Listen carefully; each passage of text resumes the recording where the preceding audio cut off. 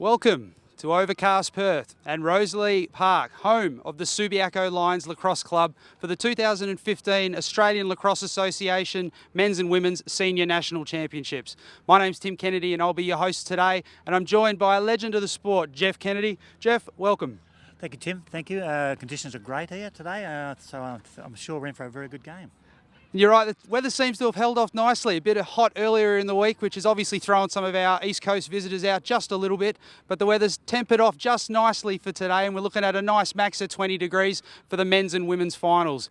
Behind me right now, as you can see, we're about to get underway with the men's final between WA and Victoria, and later this afternoon, the heavyweight clash in the women's between Victoria and South Australia. The week's played out fantastic for most sides here this week. Of course, in addition to the three powerhouse states of South Australia, Victoria and WA, the women's draw has been lucky enough to be joined by the Australian Under-19 girls in their final hit out as they prepare to head off to Scotland for the World Championships. And on the men's draw, the New Zealand team, which has come all the way out from New Zealand and been supplemented by some West Australians, have proven to be very good competition this week. The week started off fairly well in the men's side of the draw, with the New Zealand side putting in a fairly good showing against Victoria, and then the home side, the powerful West Australian side, sending out a heavy message to the rest of the competition, inflicting a 15-goal defeat on South Australia on Thursday. On Friday, the South Australian side proved to be upset again against New Zealand, with New Zealand recording a remarkable one-goal victory in the biggest upset of the tournament to date. And Victoria and West Australia, the preview of today's game, played out a fantastic game early on, but Western Australia's depth got away from them as the game went on, and WA ran out 7-goal victors. Yesterday saw the battle for the placings in terms of who got the chance to play Western Australia today in the men's side of the draw. And after WA dispatched New Zealand in the morning game, Victoria comfortably handled South Australia to run out 14-3 victors to lead us to today's final between WA and Victoria. On the women's side of the draw, the Australian Under-19 girls got out early and had a fantastic upset victory against the host side, Western Australia, on Thursday. And then Victoria sent another ominous message to the competition, handling South Australia for a 6-goal win. The next day, South Australia and WA played off for what would be the right to play Victoria today, and played a scintillating game, with South Australia eventually running out winners 13-12 in a fantastic match, whereas Victoria played the Under-19 girls in the morning and handled them fairly comfortably. Yesterday, in a lot of the rubber matches with the finals pretty much set, Western Australia went down to Victoria comfortably, and South Australia fine-tuned nicely as well with a very good game and convincing game against the Australian Under-19 girls. So it's all set for today, with the men's game and the women's games to come follow shortly thereafter. But in terms of the men's, we're here today to talk the men's. As you can see, we're just getting ready to go. The game's going to get underway in around about 10 minutes. Traditional rivals, Jeff, Victoria and WA, always a great game. Always great to see the Gold and Black out there against Victoria. They're always tough games from what you would remember.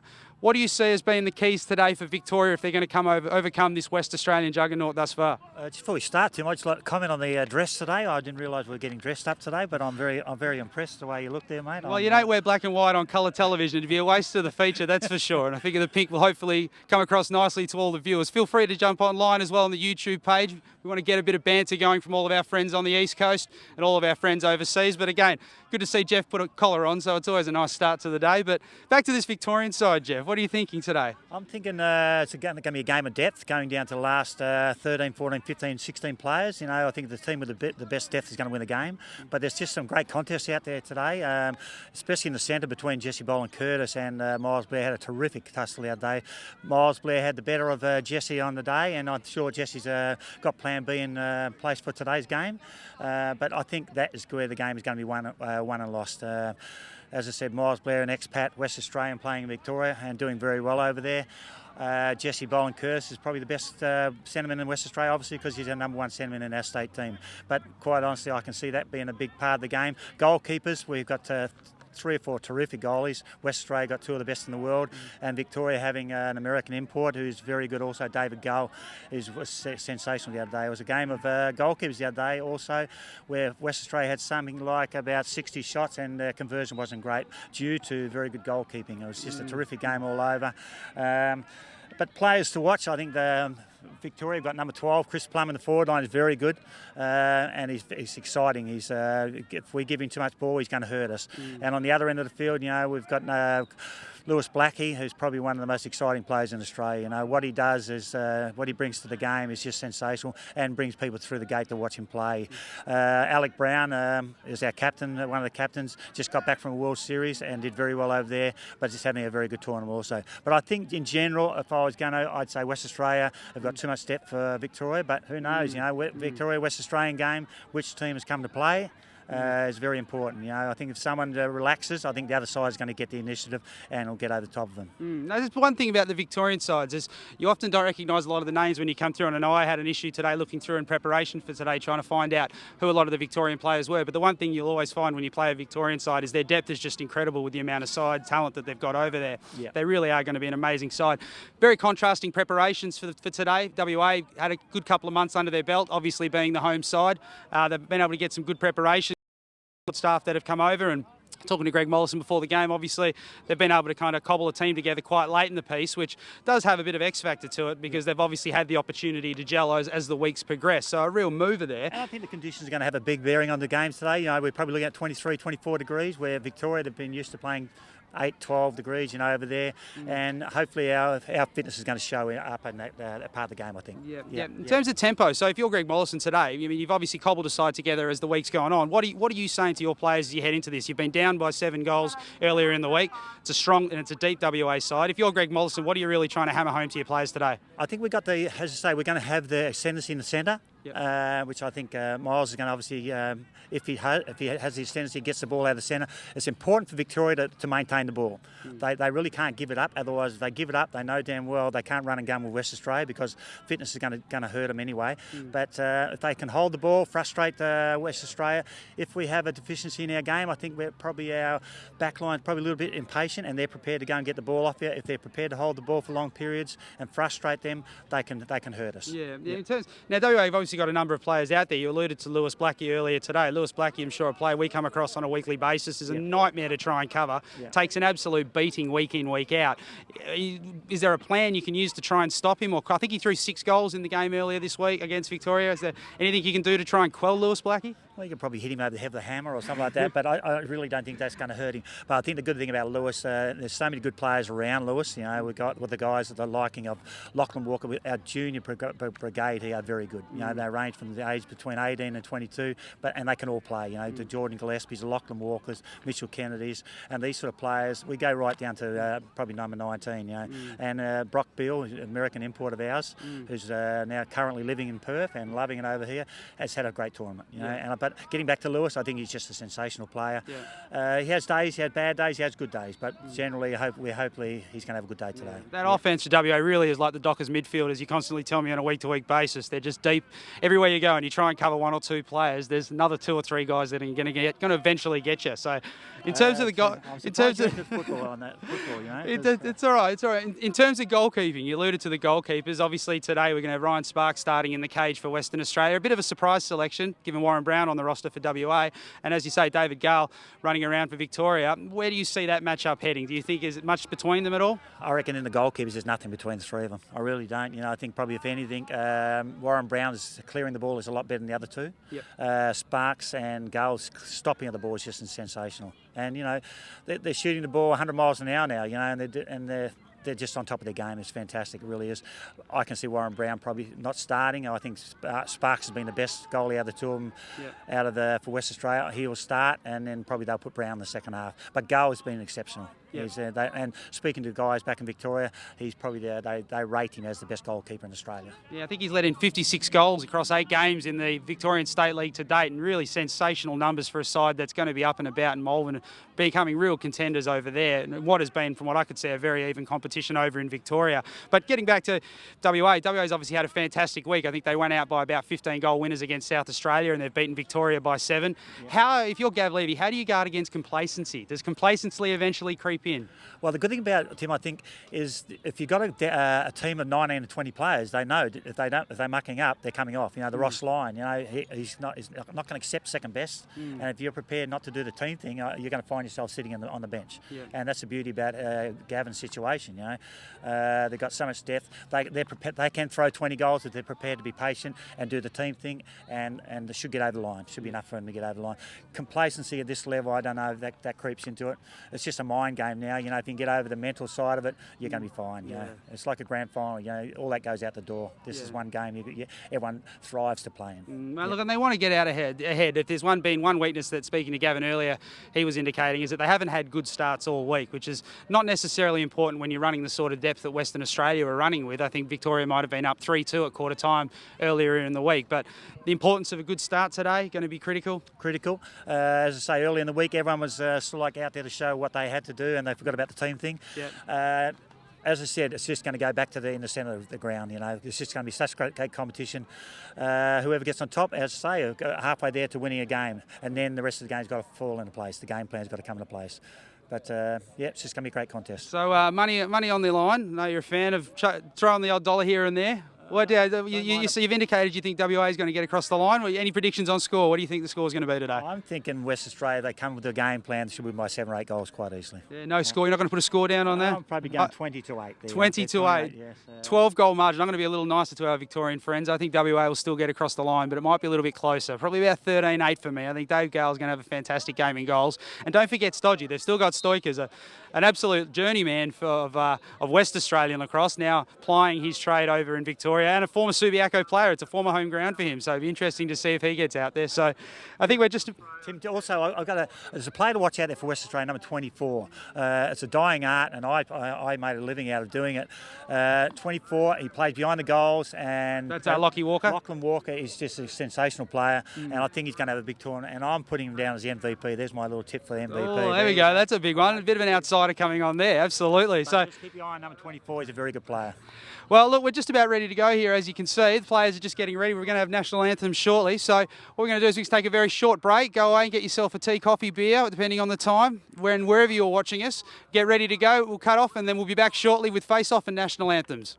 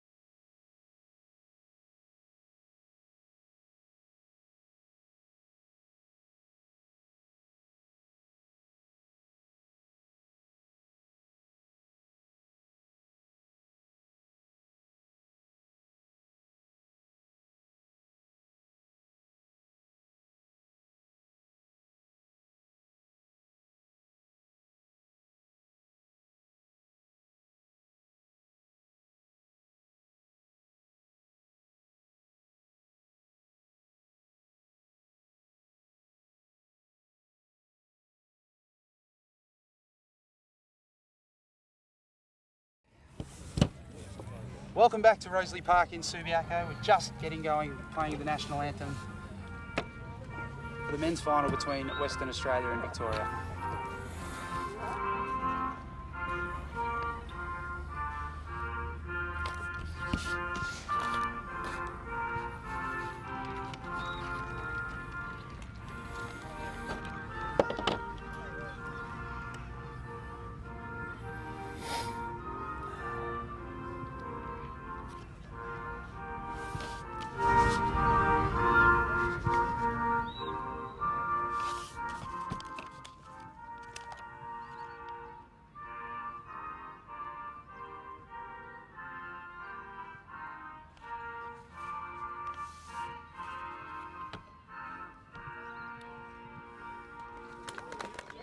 Always fantastic to hear the national anthem for a lacrosse event here in Australia.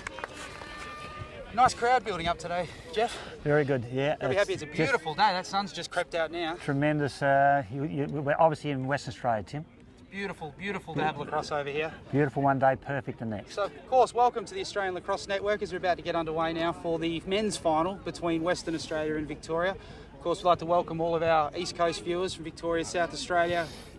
Hopefully we get a few viewers up in Queensland and New South Wales as well. It's fantastic to have these, get some people out. And of course our overseas viewers. I'm hoping you, Matt Schomburger, are awake watching the game. I think we should have Matt ready to go. But we're about to get going as the sides come out. The referees for today, Peter Mulcahy, head referee. Steve Green from Victoria is referee number 1. I see the goalkeepers are Ryan Sparks for West Australia and David Gull for Victoria. Also on the wing is Callum Mortimer with Mitchell Kennedy and Jesse Boland-Curse on the centre for Western Australia. Yeah, we're just getting them ready there. Always interesting to see in the final to see who they think their best player is, particularly with sides of this depth. As you can see, it's good to see where the coaches' heads at in terms of their preferred players. Good to see Mitch Kennedy running around in the state jersey for the first time in a while. As Peter Mulcahy puts him down, no doubt telling him not to cheat. First draw of the game. It's won by Jesse Boland-Curse. Jesse Boland-Curse with a great pickup, but shut down fairly quickly by the Victorians. Mitch Kennedy comes through with a nice crunching hit on Miles. Ball's just loose at the moment. I think we're in a free ball situation. The ball's off the yellow. Yeah, Ball squirts go out. blue. Victoria ball. Victoria with an early possession, but albeit quite deep. Miles Blair put the shoulder down. Yeah, Jeez, he's gotten bigger. He continues to grow, doesn't he? He's a very good player, Tim, but he's just got to learn that discipline side of his game. He's got to improve on that.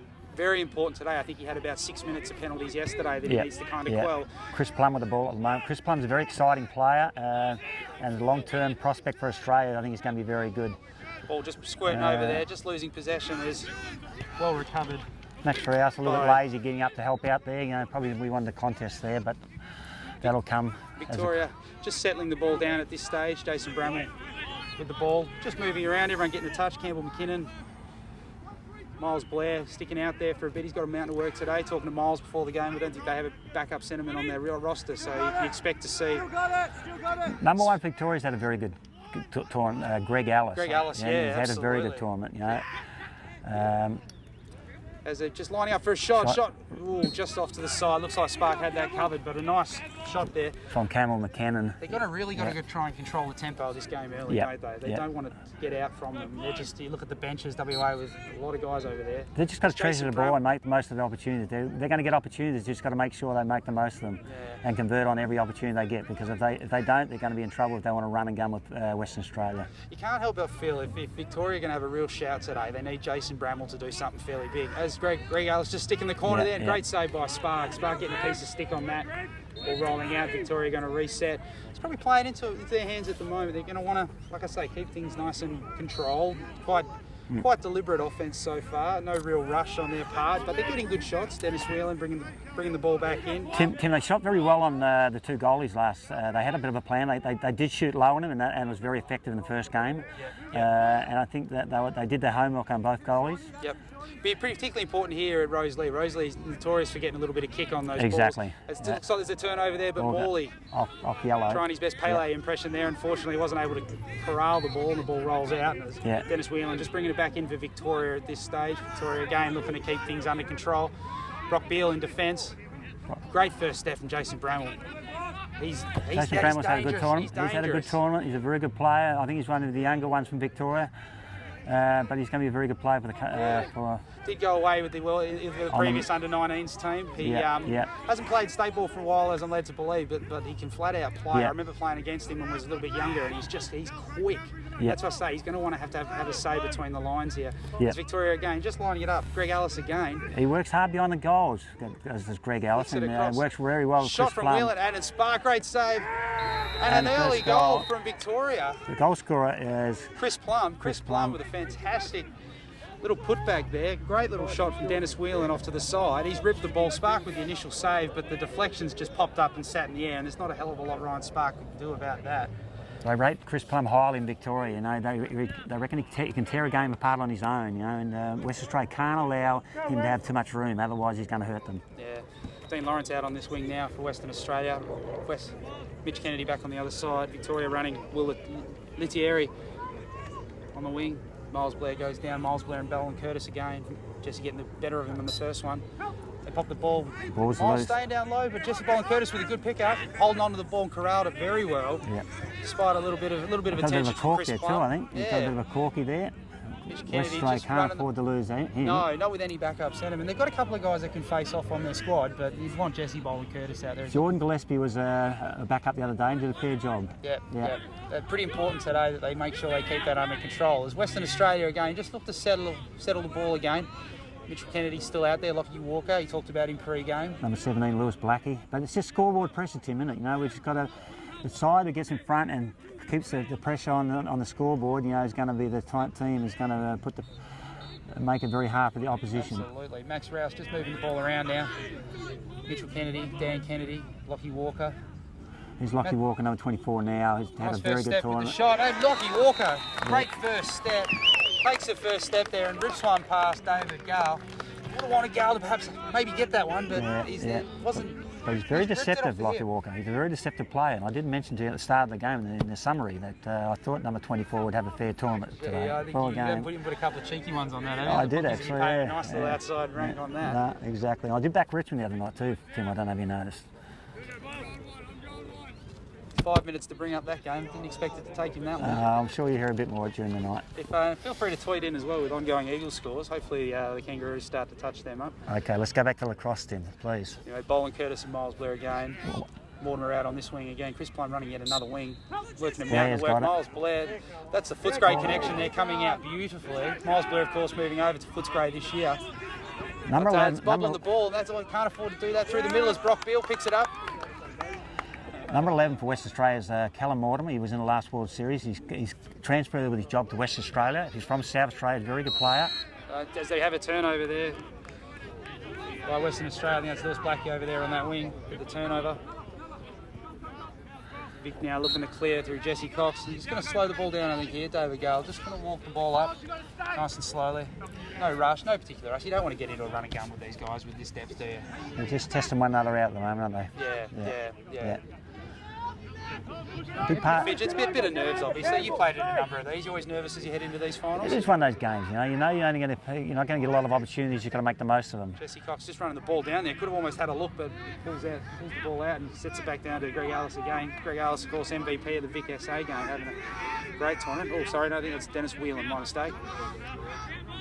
Miles Blair opposed to Tom Graham. Tom Graham is just back from the World Series in Denver. Had a very good tournament over there. Won the Isaacson a couple of years ago, 2013. He's Plum again. Plum just lining up the dodgy, and they got the shorty on him, which is interesting. But we've got a moving pick on Miles Blair. Alex Brown breaking out very, very quickly, and he looks like he's got a bit of a bit of space there. It's dangerous, and they've found him. There's an unsettled situation here. He's pretty quick. Alex Brown ripping in the shot, moves the ball down the bottom corner. Max Rouse steps. Oh, they ping the foul. Still handy defence from Victoria. They probably went the hole, which I find to be an incredible feat given the fact that Max Rouse is 6'19", so the fact that you get a stick around his head to hold him up is a pretty Herculean effort there. But David and Goliath there, with Alec Brown and Max Rouse. Absolutely, but no, not a bad effort. You'd almost take that, wouldn't you? No, I think so. Max Rouse step in that corner, just settle it down. As we get a first look at Western Australia's man up set here today. Man up team consisting Alex Brown, Max Rouse. Matt Diver on the field for West Australia, first time today. Daniel Kennedy on the far side as they move through. Mitch Kennedy looking for the shot, rips one high. Western Australia get another look. One of the areas, talking to Gav prior to the game, he said they needed to make sure they were all over. He said they were getting good shots, but the shots weren't going in. So they just need to really, they were 20% or something at quarter time in their last shot. As Matt Diver rips the ball, puts it on the deck, great little, takes a deflection, that's going to be close. And the ball's going to go to Victoria. We haven't got a backup West Australia. Taking a nasty deflection there. Yeah. But one of the things the other day, both sides didn't shoot well, Tim.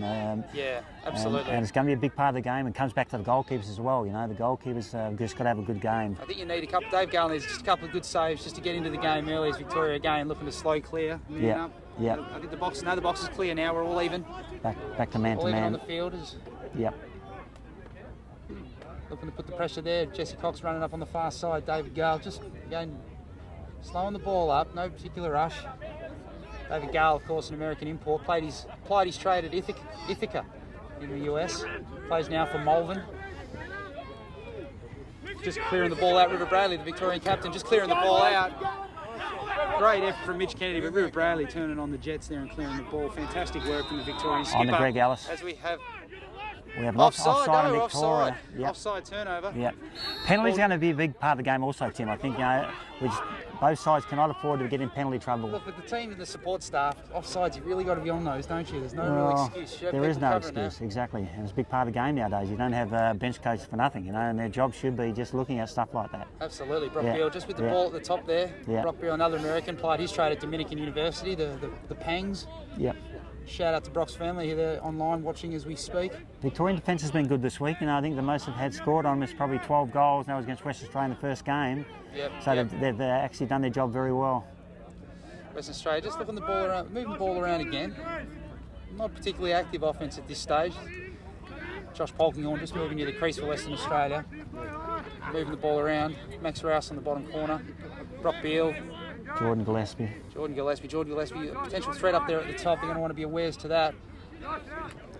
All that looks like that's a pass. That looks like that's come off. That hasn't hit a stick. No, Victoria ball.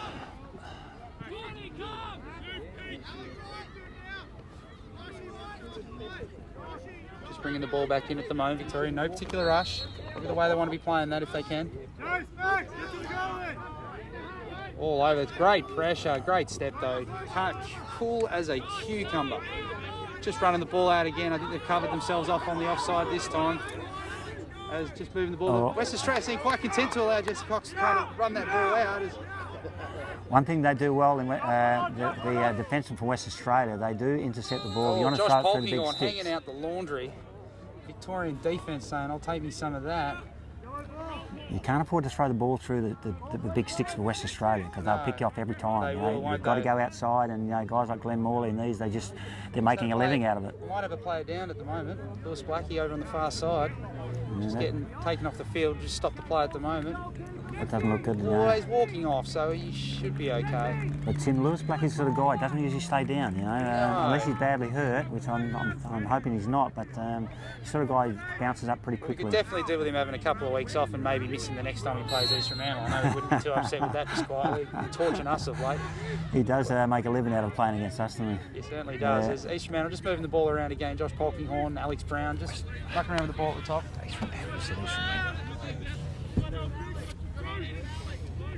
Max Rouse with the ball onto Lucas Wood. Lucas Wood had a good game the other day against South Australia. Yeah, he threw a few, didn't he? He had a bag against New Zealand yesterday in that 23-3 thumping. As Alex Brown ripping across the top. It looks to throw the through ball. That Wembley connection there, hoping to come into play, but a fantastic pick up on the run by Chris Moffat. As Chris Moffat looking to take the ball out. Josh Polkinghorne chasing with him. We have a timeout call by Victoria. Timeout Victoria, quite an opportune timeout, I would have thought there. Yeah. Probably about 10 or so minutes in. It's been a fairly tight game so far, hasn't it? It's just they're testing the water at the moment, aren't they? Yeah. They're probably not settling down all that well at the moment, but it'll get going in a minute. Yeah, you kind of feel Western Australia seem to have had the control of the ball, but they don't seem to be doing a lot with it. Gav did say, I think, talking to his statisticians after the Vic SA game, I think they were saying he had 10 good shots in the first quarter for 2 goals, 20%. That's just simply not going to cut it at this level. And Gav did say, I mean, we're talking to him about his keys to the game. He did indicate that it was important that they get away nice and early and that they make sure they get away some good shots and they stick them. And I think the good shooters have had some shots. No doubt about that. Mitch Kennedy putting one over the bar early. That diver, just missing that last one, that connection there with Alex Brown. But how do you find Victoria's opening? It's been all right. I think they've turned the ball over a couple of times with bad offside then. They're holding the ball. They've gone down and scored the time they had their shot, which is good. But, just silly turnovers, turnovers, they're murdy, and they're unnecessary turnovers. You don't mind if they're dangerous and you're throwing it into turnover, the ball around the outside and They get some good shots off, though. I mean, it's a nice patient offence. It seems to be paying off for them at the moment. So we'll see what they can come out to now. Coach Greg Mollison just taking a moment just to steady his troops. He's still locked at 1-1 at this stage. Ignore the scoreboard over on the other side. We'll make sure we can try and keep you up to date with the score as best as we can. as Victoria again just steadying the ball, no particular rush at the moment. Hasn't been a particularly quick game, but Jason Bramwell again at the top. Good defence from Brock Beale, just closing down that manoeuvre. Bramwell moves the ball Bramwell on. again. Move the ball onto Whelan. Just bringing that ball up, opposed to Glenn Morley. Just backing him up, throws the fake behind the back, pretty sneaky. Yep. Oh, and he's Very good shot, my gosh. He had no angle. Had zero angle on that. Sparks come out high and he's just thrown on the ground. He's pulled that thrown down on the ground. low. Very good shot. To make the score now, 2-1. Victoria 2, West Australia 1. But as I said, they've just got to hold the ball for long periods and then frustrate West Australia, and that's going to happen. You know, they keep hurting them on the scoreboard, and then West Australia will probably start doing the undisciplined things, and then they might get themselves in trouble. But they just got to settle down a bit more, and they'll be fine. That's Whelan's fourth goal of the tournament. Plays out of the Camberwell Lacrosse Club. Hasn't had quite a tournament to date, but that's a big goal there. Miles Blair pops the ball forward, going fast break. Western Australia are chasing. Miles Blair throws the fakes, decks the ball. Great save from Spark. Spark with a fantastic save. Looks to clear the ball. Clearing it out through Murphy. Murphy shut down fairly quickly, but moves over to Morley. Jesse Morley out to Boland Curtis. Curtis, and Western Australia have the overlap here as they go down. There's a 2-on-1 with Mitch Kennedy on the far side if they can find it. Rouse over the Jesse to Boland Wood, Curtis. throws it Jesse Boland Boland Curtis. And Great great save by Gal. Gal, fantastic save. He had nothing there, and he just produced an unbelievable save. Done everything right there, hasn't he? He did. He gave him that side, and somehow he got hold of it. Absolutely. He's thrown the old tree trunk out and taken a huge chunk of that. Sensational. He's been fantastic all week. I think it's been a tournament of goalkeeping. You know, I don't know if you had the opportunity to see the New Zealand goalkeeper. He was just quite exceptional. Oh, that beard was purely fearsome as well. Yeah. And say New Zealand had a good win early on today. They beat South Australia 7-6, which is a great game. And Absolutely. Let's hope for lacrosse and the world level, you know, that New Zealand can keep going forward. Always nice to get a win over the Kiwis anyway, so Yep, nice to have another avenue to have a go. As Lucas Wood just settling the ball down, lining up a dodge, rips the split across the top. Oh, great stutter step there, and the back roll with the shot. And he's ripped the goal. That is a fantastic individual goal from Lucas Wood. He's throwing just about the entire array of offence there. A stutter step, the back roll, the fake, rips the ball low. Sensational goal. To even the score, 2 apiece. Lucas Wood just returned from a World Series box lacrosse tournament and apparently done very well in that. He's got the build for it. He's a very good player. You know, I think for box lacrosse with his build, you know, he's made for as a box lacrosse player. I think as a field player, I think he'd probably work a little bit more on his fitness, and he could be a very good player. Very important player for the Wembley Lacrosse Club. Very skillful player. Blair and Boland Curtis again. Yeah. Put the ball down. The ref no doubt telling him to behave themselves. As Miles Blair pops the ball forward again. Boland Curtis loses his stick. Free ball. Sean Levy with a great pickup. Great pickup as Western Australia Back to now Sparks looks to clear. on the Mortimer. And Western got Australia space. away. Got space as Whelan tries to close him down. Onto Wood again. Lachlan Walker, they've made a change, Western Australia, put Lachlan Walker in the forward line. Absolutely. Yeah. Max Rouse just moving the ball around at this stage. That's Dan Kennedy now. They're rotating through. Dan Kennedy in now. Takes the step in the shot. Shot is wide. Wide of the Backed mark. up by Jordan Gillespie. Needs a couple of steps. A couple more steps to rip that, but Gillespie just bringing the ball back in as Brock Beale gets the sub. Alex Brown coming back. Gallus down in defence. He's a workhorse, Alex Brown. He does some work up and between the lines. He's fantastic. Chris Plump's still out there as well. He's putting in a mountain of work early in this game. Yeah. Unfortunately, Victoria didn't have the opportunity to bring their best side over to them, but they've done themselves proud. The guys they brought over worked very hard and done a fair job, a really great job. I mean, it's a good defence. Chris Moffat running around out there. Adam Turner has done a very good job. Good opportunity. Taking on Dan Kennedy. It's a good opportunity for the young kids. Yeah. Exactly. Yeah. Just moving the ball around. Mitch Kennedy now looking at the step. Boys corralled by Dan Kennedy. Pulls the ball back in. Mitch Kennedy gets the ball back, rips the shot. Yep. And this could be another line ball call. Yeah, no, staying with Western Australia, and the crowd makes sure they voice their pleasure at that call. It's a carbon copy the other day. You know, West Australia had trouble with shooting all week, and it's continuing today, Tim. You know, I think they've probably had 7 or 8 shots already, and they're having the same problem. You know, is that due to the goalkeeping, or I'm seeing the shots have just been going very wide. Yeah. Not a lot of thought going into it. Absolutely. They're getting the shots though. You've got Lockie Walker with the step. Lockie Walker again. Draws the play by great pick off by Cox. As Plum again, just trying to clear the ball, but he's surrounded, he's mobbed by a team of West Australians. How's he still got the And ball? still got the pass. Clears the ball out. How Fantastic classy job is that from kid? Plum. He's got a lot of talent. That is Jeez, yes. fantastic. Yeah. Greg Ellis just clearing the ball out, looking to settle it down, and Plum's still on the field.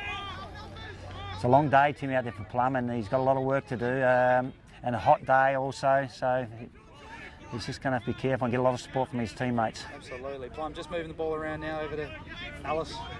Greg Ellis with the ball. Ellis lining up the shot.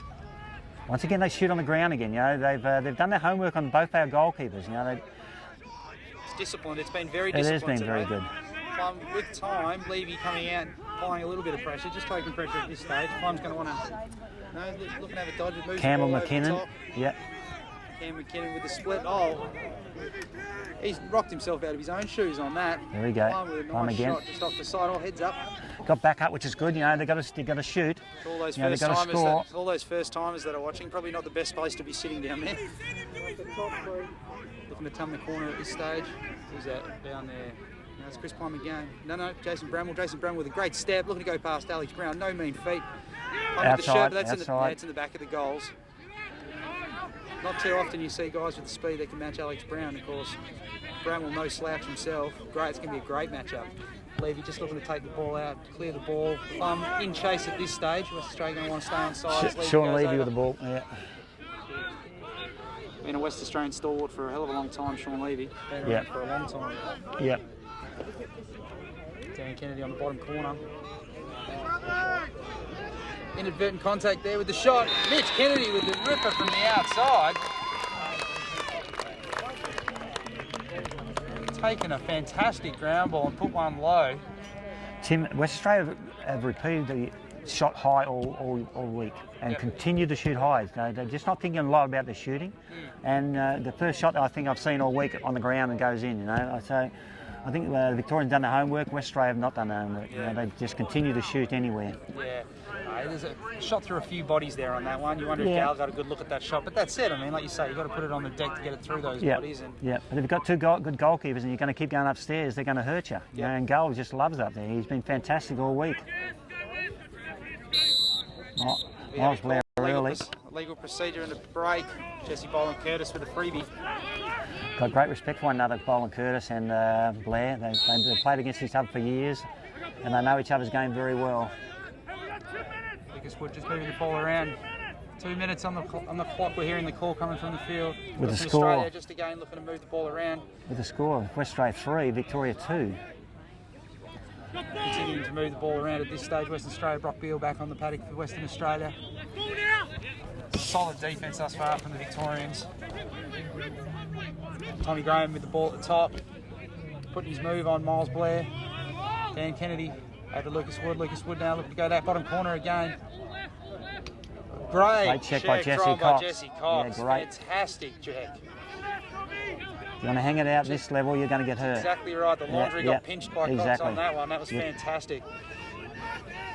Just looking to run the ball out as the sun finally gets behind a cloud and out of my eyes, which is an absolute fantastic benefit. Mucking around with the ball, they're looking to get pretty back there. Pressure coming on for West Australia. And they have a turnover. The ball's been sprung loose, but it's rolled quite favourably. Will Lettieri just clearing the ball. Let's go turning on the Jets. He's sidestepping Dan Kennedy there. Pass Lockie Walker. Great work by Give me Will another one. Lettieri. He's gone Great through this work. whole team. Step Tommy Graham and finish it. With the shot, rips it. That sort of stuff's just team lifting, isn't it? You know, someone like that goes and scores. He didn't have any options. 4 or 5 and guys, hasn't he? Gone through and put it down. He's done a very good job.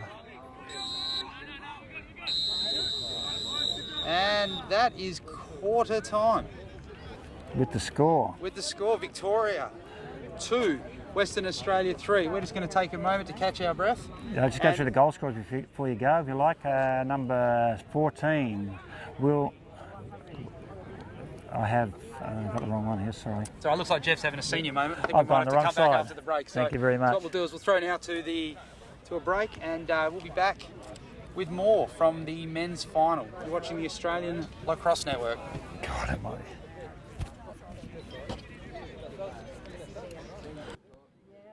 Sorry about that.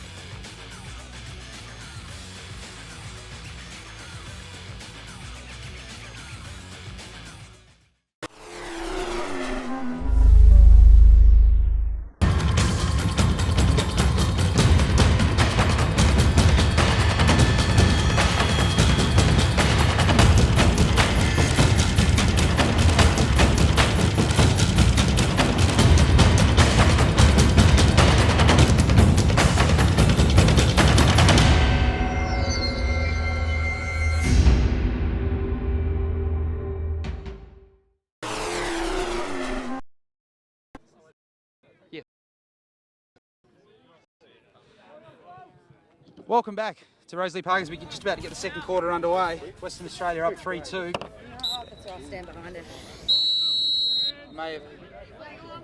We have a jump on the wing from Mitchell Kennedy. Western Victoria with the ball. As we just recap the goal scorers from the first quarter.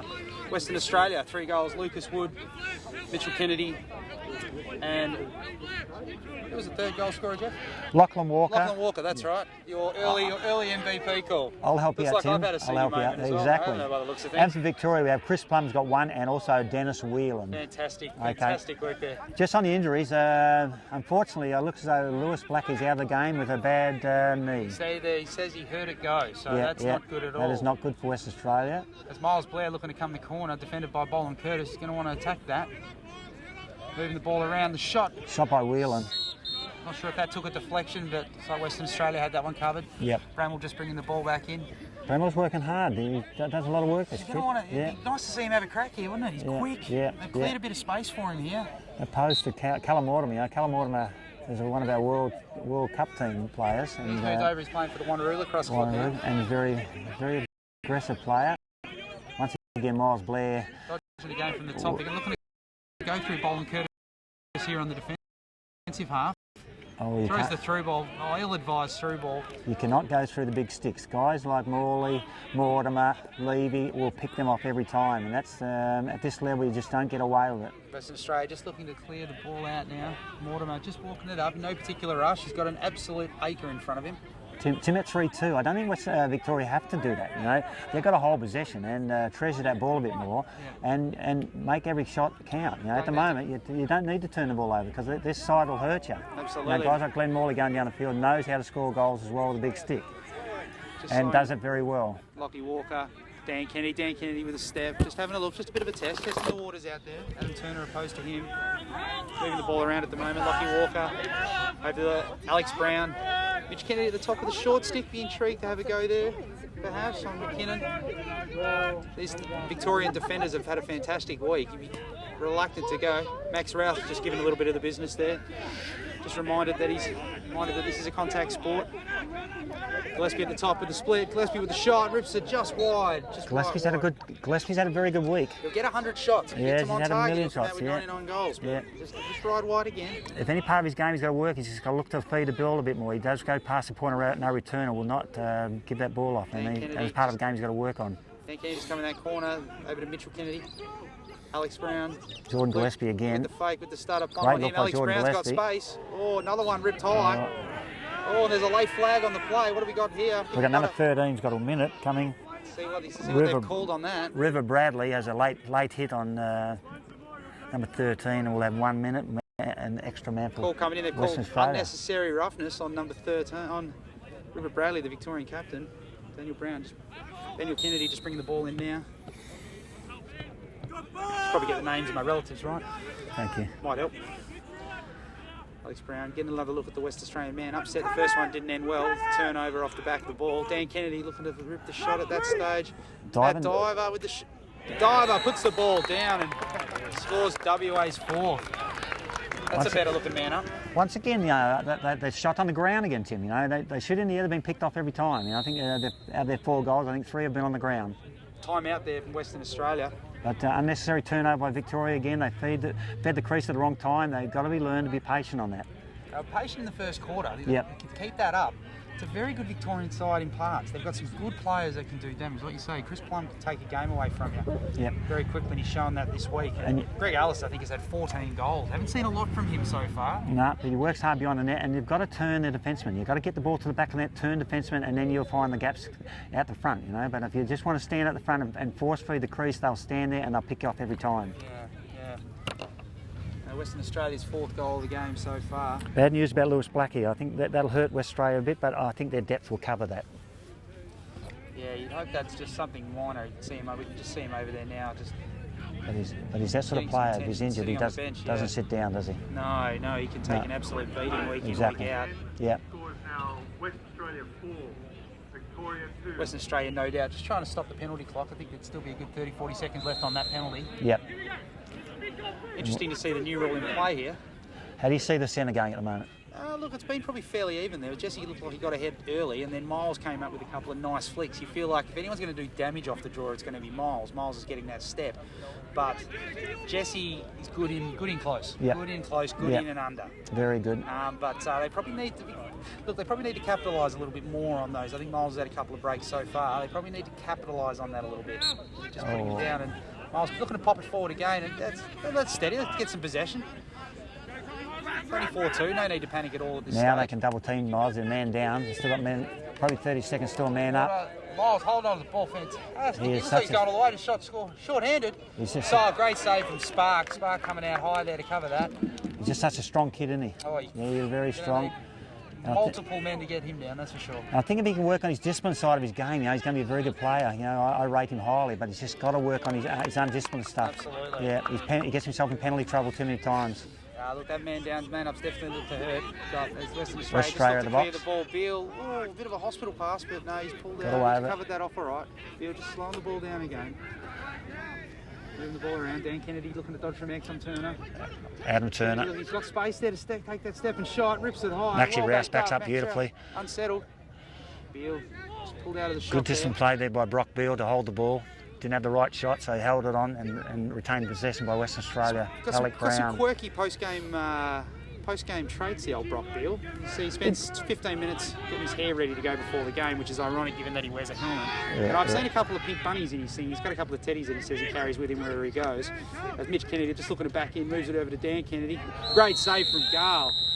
Once again, Tim, shooting high again. These goalies will murder you if you go to shoot high. Yeah, The ball's got to go on the ground. Diminutive goalie, but quick high. Yeah. He's coming in from the height that Dan Kennedy's coming from. That ball's going to hit the deck and it's going to go straight back up, isn't it? It's going to be a nightmare to save. But coming around the goal like that, goalie's always going to be big high, and we've just got to be disciplined enough to throw that ball on the ground. You fake him high, you put it on the ground. So of course, another penalty on the play. With the Victorians there. I think it might have been only 30 seconds on that one as we move the ball around. Just another look at the WA man up. It's the third man up for WA at the moment. Yeah. I'd like to know the goals, the shots by Victoria compared to Western Australia. Diver again takes a shot, goes there again. I think Diver before scored, he went on the ground. I know I'm going on about it, but I've watched it for the last 3 or 4 days, and we continue to go up the top. Diver just having a look again. Diver rips There you that go. one bottom There you corner, go. and there you Bottom go. corner again. You are a prophet. I think that's what I'm paid for, Tim. That's why you pay me so much money to do this. Right on cue, rips one Thank- bottom corner, inside, grazes the inside of the post. And Matt that- Diver scores Western Australia's 5th on the man up. Last 2 have come from man up opportunities. Western Australia, I don't think have seen the inside of the box any at this stage. And that's Diver's second for the game. Go down. Yeah, we're going 1-3. Makes the score 5 to West Australia, 2 to Victoria. Roland Curtis again in the middle against Blair. Beale out on this wing. And Chris Moffat opposed to Beale. Yep. Chris Moffat's a young kid from Eltham, and he's been around for a while. He's gone through their junior program. And Is there a foot holding on to the ball? I think they're going to ping him for withholding there. They're going to ping him for withholding. I think Blair stayed on his unsportsmanlike conduct. I don't know what I've seen there. I think he was his hand on the ball, and I think they're red hot at the moment. Probably should have seen that. Yeah, being been an old but sentiment, I yeah, saw exactly. it, we don't cheat, so I find that call to be absolutely stunning. Well, Tim, I think that's probably one of your best centre draws, and I thought you would have picked up on that. That's egregious, Jeff. It's Absolutely I egregious. think you guys made a living out of that, you and Miles. I think you went to the same school, the Matt Schomburg School of Cheating. If you're watching, Shommy, I know you've done a great job with all those boys in America. I think you better get back home and start doing it with a few of our kids over here. Alex Brown just ripping across the top there, moving the Matt ball high Diver to again. Diver. Matt Diver again. And Dan Kennedy with another shot high, just ripping it high left. And Wide left as the ball's at X now, as their son just dips behind the cloud again. Max Rouse bringing the ball back in for Western Australia. I think probably want to stop here, just to hold the momentum a little bit. yep. Got a couple now, it's a 3-goal game. Son makes an unwanted reappearance. Mitch Kennedy though just rushes that off, but a go. Oh, he's put that low. He's gone low, and Gale's picked him made off. a liar of you. He's picked it off. Made a liar. That's a fantastic save as the ball's at X. Fantastic pickup by Ball's Plum. loose. Kennedy saved Ball's it. loose. He's Plum. going for the ball. Plum, Kennedy very gives good him work the there. business as Plum goes down. Huge size difference there. And they're going to call that a moving pick he's on got a Murphy. moving Yeah, pick that's on- a silly play. That is that's just undisciplined, isn't it? That's yeah, right. They've got the ball back. It's an undisciplined play there on that corner. But that's it. Look, it's the opportunity Victoria need. They needed to make the stop there. try and arrest this a little bit. Tim, it was a great shot then. Gull was good enough to get up down the ground, you know. I think I said he got to shoot on the ground, but he was good enough to get it. It's not an automatic thing, is it? Nah. But it's the makings of something, but you're right, fantastic save. Malvern Lacrosse Club, I think, we're getting rave reviews coming out of Malvern about him. Yep. And you know, they probably needed to stay in the game. You know, another one goal then might have probably put them in trouble, I think, on the scoreboard. Miles Blair just look at a rip off the side there, but Mitchell Kennedy says no. Move the ball back around. McKinnon having a look at Alex Brown. I think McKinnon missed the first cut. They need Alice to step up a little bit, you would have thought here. Yeah. 14 goals to date. As McKinnon goes through, rips a shot and Spark all over that again. And we're right. And not the worst shot in the world. Just high. Just Sparks, I think, was all over that. Yeah. As Mitchell Kennedy looking to run the ball out, moves the ball on to Matt Diver. Wasn't a lot of thought in that last shot, I don't think, Tim. You know, probably wasn't a lot there, and he took it. You know, that's the way they've got to hold that ball a bit longer. Yeah, moving the ball around still, Western Australia now. There's Tommy Graham, another World Cup player, had a very good tournament in Denver. And it's just developing to a pretty good player, I think, Tommy Graham. He's so... doesn't put the huge stats on, but he does everything else for you, doesn't he? He's very well... He does the 1%ers, you know, the things that go unseen. Yep, and yep. a lot of players aren't prepared to do that, you know. Dan Kennedy just looking to come the corner. Again, fantastic D. Jess Cox has had a pretty good game so far. Hasn't really seen him get burnt so far. He's played pretty honest defence on... Polkinghorn's on the ground as well. I haven't seen a lot of Polkinghorn this week because of studies. Maxi Rouse driving from the back of the net. Looking to move the ball around as they move it up across the top to Diver. Diver. Diver's probably got the match on Turner. Diver rips the ball, looking to go left, rips the ball far right. Back up. Quint Kesnick's love child. Quint Kesnick loved Matty Diver at the World Series. He is, but absolutely he did infatuated between Matty Diver and the big koala. You'd think Quint wanted temporary Australian citizenship so he could come over here and adopt those. Exactly. He didn't have a lot of shots, but they loved him. You're right. But they're very easy to use, those Americans, aren't they? Absolutely. Yeah, exactly. Just moving the ball around now, Western Australia again. Alec Brown opposed to Miles Blair. It's a risky pass, but well taken by Polkinghorn. Yeah. Pulls out the go-go gadget arms and retrieves that one. Tom Graham and Greg Ellis.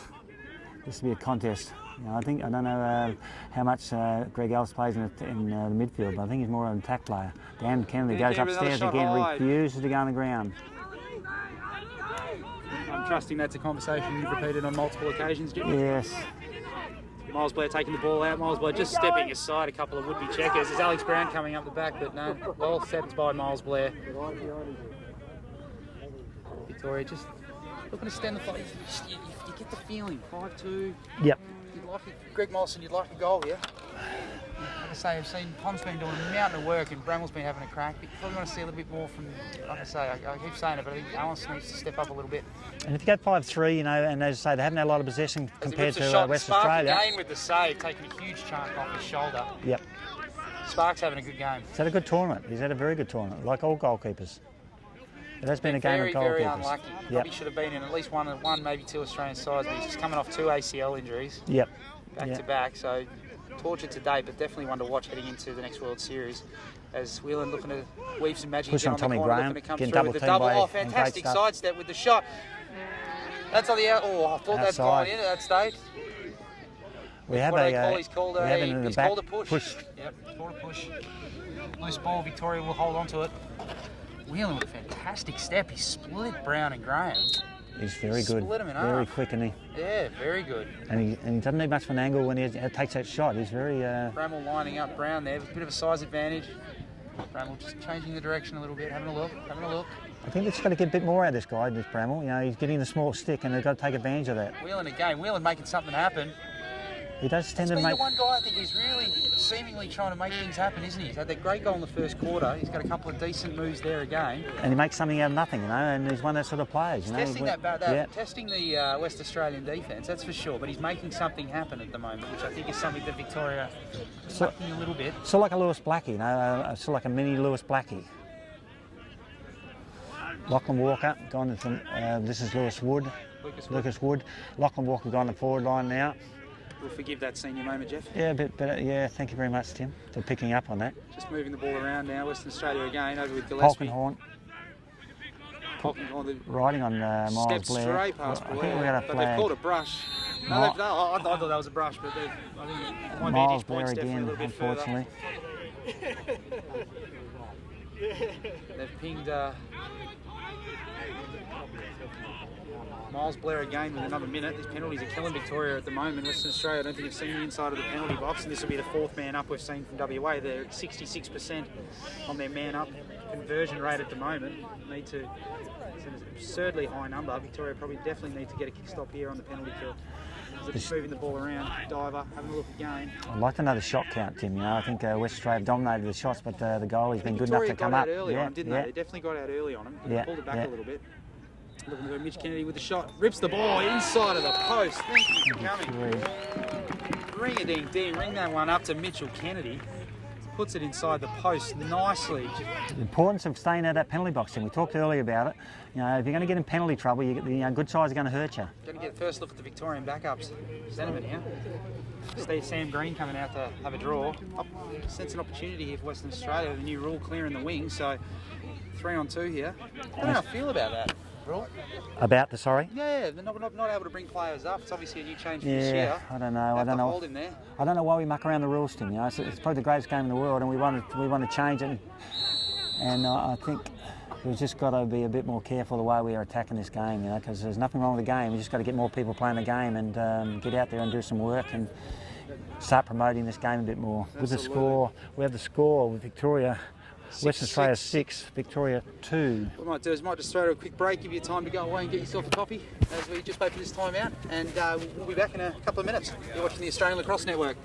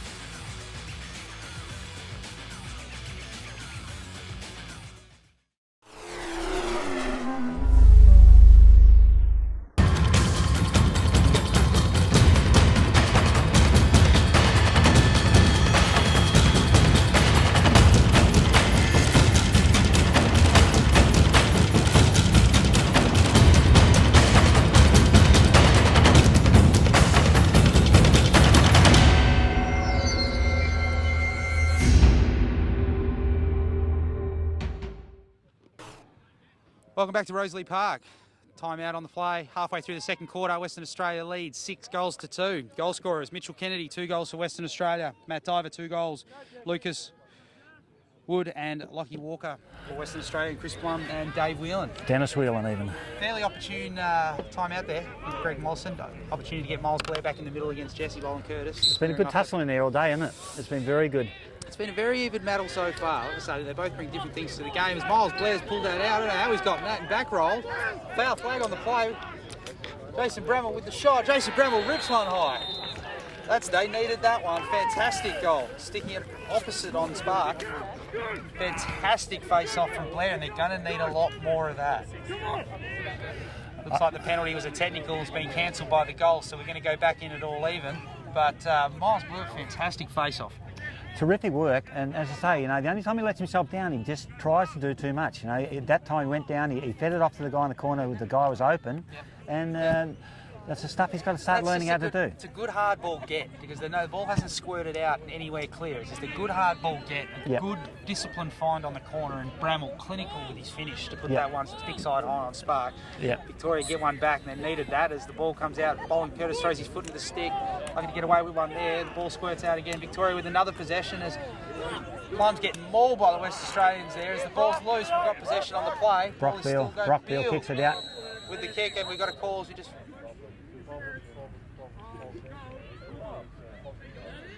They called interference there behind the play. Ball was loose. Victoria ball. Alice just taking the ball out here off to the side. Plum retained that ball beautifully. He's been pressured by 3 or 4 West Australians. It was still good enough to maintain that ball. Absolutely. Yeah. Absolutely. He's got great retention. Speaking of Bramwell, sizing up Mortimer again on that bottom corner. This kid looks good, He's just got to work a bit more and be a little bit more aggressive when he dodges. I think he comes to a certain part and then he goes out. I think he just goes a little bit harder on that. I think he's going to be a lot better player.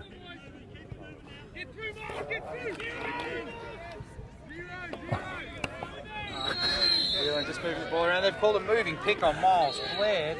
West Australia very quick on the turnover. Lobs the ball over the top of Glenn Morley. Bit of space, but he's being shut down by McKinnon. As McKinnon comes over, Morley moves the ball on. Morley will continue on down the ground and will be dangerous here. Yeah, down to Walker, over to Kennedy. Kennedy met again by Turner. Moffat out again on Beale. Beale just moving the ball around. Looking over at Walker. Shut down again, Moffat again. Playing defence on Beale still. Tommy Graham on the ground. 2013 Isaacson Trophy winner out of the Bayswater Lacrosse Club.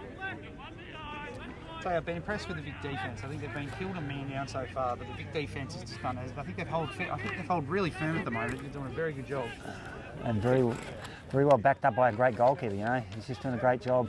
But they are doing a fantastic job. Absolutely, Gillespie there. Yeah. And you know, they've left probably 3 or 4 of the best defensemen back home in Victoria. You know, which is credit to the Victorians, the depth of the game over there. Yeah, always which an is issue. great. Always know when you come against the Victorians, you get some depth there. Is Gillespie looking for the shot? Wrist line high. Yep.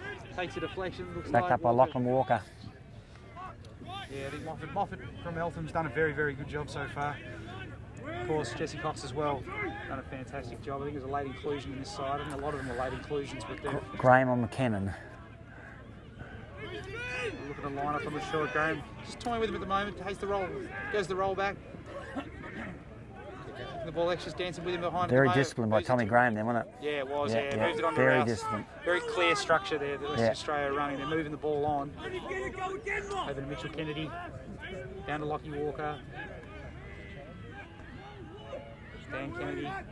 Max Rouse. Across the top to Mitch Kennedy. River Bradley moves over to cover Mitch Kennedy at the top. Moving the ball around still. West Australia just going to take the air out of it a little bit, which I find a bit interesting. Given that, you know, Victoria a little lighter on the bench and a little lighter in terms of depth, but they're happy to air the ball out at the moment, give everyone a touch. Yep. Maxie Rouse lining up. The big nice fella. First step, draw dump. Lockie Walker, great shot. Rips it low again. Great look then by Max Rouse. You know, I think Max Rouse is developing into a very good player. You know, he's only a young kid of probably 21, 22, and he's just becoming a stronger player and a better player, a very smart player. A nice step there, just the draw and dump. And Lockie Walker, very, very, very good lacrosse IQ. He's a terrific player. As I said to you earlier, I think if Australia's looking for a guy who can play beyond the goals, he's probably our number one contender, I think. I think he's a very good player, and he's a very disciplined player. Brock Beale trotting out to the wing. Going to be opposed. Opposed by Moffat. I think he's taking Keith Nyberg's number. I think Nyberg, would have been a very important addition to this side with his experience, but I think he got sick prior to the tournament. Bolin Curtis puts the ball out front. Jesse gets the step, moves the ball on to Dan Kennedy. Dan Kennedy, unsettled situation at the moment. Western Australia looking to capitalise, but move the ball around. Bolin Curtis. I'll put the mock. Lockie Walker steps the corner, rips the shot. Lachlan Walker again. Well backed up by Rouse. Western Australia will retain it. Lachlan Walker showing that he's just not a player that can play beyond the goals. He comes out front as well. Absolutely. You just can't afford to give him too much room. He'll hurt you. Time that called by the goal. He's going to want a moment to have a chat about it. Western Australia take a lead. Western Australia leads 7 goals to 3. Mitch Kennedy with 2. Matt Diver with 2. Lachlan Walker with 2. Lucas Wood with 1. Rouse with an assist. And for Victoria, Chris Plum and Whelan with 1 apiece in the first quarter, and Bramall with the 1 in the second quarter. Miles Blair with a lone assist. In the centre, I think we're 50-50 still. You know, I think Bolin Curtis brought his way back in the game a little bit more. You know, the difference has got to have been penalties today. Exactly. I mean, it's a 7-3 scoreline. I think Western Australia have scored 3 on man up. I think Victoria Greg Mollison's definitely going to need to make some adjustments on the penalty. At least on the way it's working at the moment, because the West Australian offence is it's having its way with them at the moment. I think they're getting good shots in good spots, and like you say, if you give Dave Gale a good look at the ball, I think he's going to be able to stop the ball, but it hasn't been happening so far. I think the man-up's been killing them, just undisciplined. Time in possession, isn't it? You know, you've just got to hold that ball for long periods, and you know, West Australia's probably held it for a lot longer than the Victorians. And to Victoria's credit, they've done a great job to keep West Australia to 7. We've just got to go down the other end and hurt them on the scoreboard. You know, scoreboard pressing, we keep saying it, but you just got to make the most of the opportunities, do the undisciplined things, Don't do the undisciplined things and Yep. and hurt West Australia, because they will get rattled. They really will. You know, if you're prepared to hurt them on the board, they will get rattled and put the pressure back on West Australia. Absolutely. A big shout out, of course. Nice tweet coming from Liz Shields over there in the US. I think she's still running around in the United States. Is she? Fantastic Okay. for her, Yeah, I heard she's due back home shortly. Yeah. Good Hello, to see Liz, you back there? Good to hear from you, Liz. Good to hear your commentary. And of course, feel free to jump on the ALN Facebook page and flick through some messages of support for whichever side of the fence you're sitting on. I think you've been over there too long, Lizzie. You better get back home. Just mucking around with the ball at the moment, Western Australia, looking at Rouse with a fantastic cut, rips the ball. Oh, great save. Great shot again. Good Great shot. save. Yeah, and a great save to the No, it goalkeeper. looks like they've made a goalkeeping switch. That's Stoikers in the cage at the moment. It is too. There's Victoria looking to capitalise, but the ball's been missed by Alice Sparks. What's happened? I think the clock is on the ground. I think that's the only thing I can understand what is going on out there. That is half time. West Victoria pulled a late goalkeeping switch on us. Very surprised to see that. Stoiker's out there at the moment, but he knows this ground well, I guess. So, Yeah. Anyway, that's half time here from Rosalie Park in the final of the men's nationals. But Western Australia will take the lead into the big break, 7-3. Go away, top up your drinks, grab a coffee, and we will be back for the third quarter. You're watching the Australian Lacrosse Network.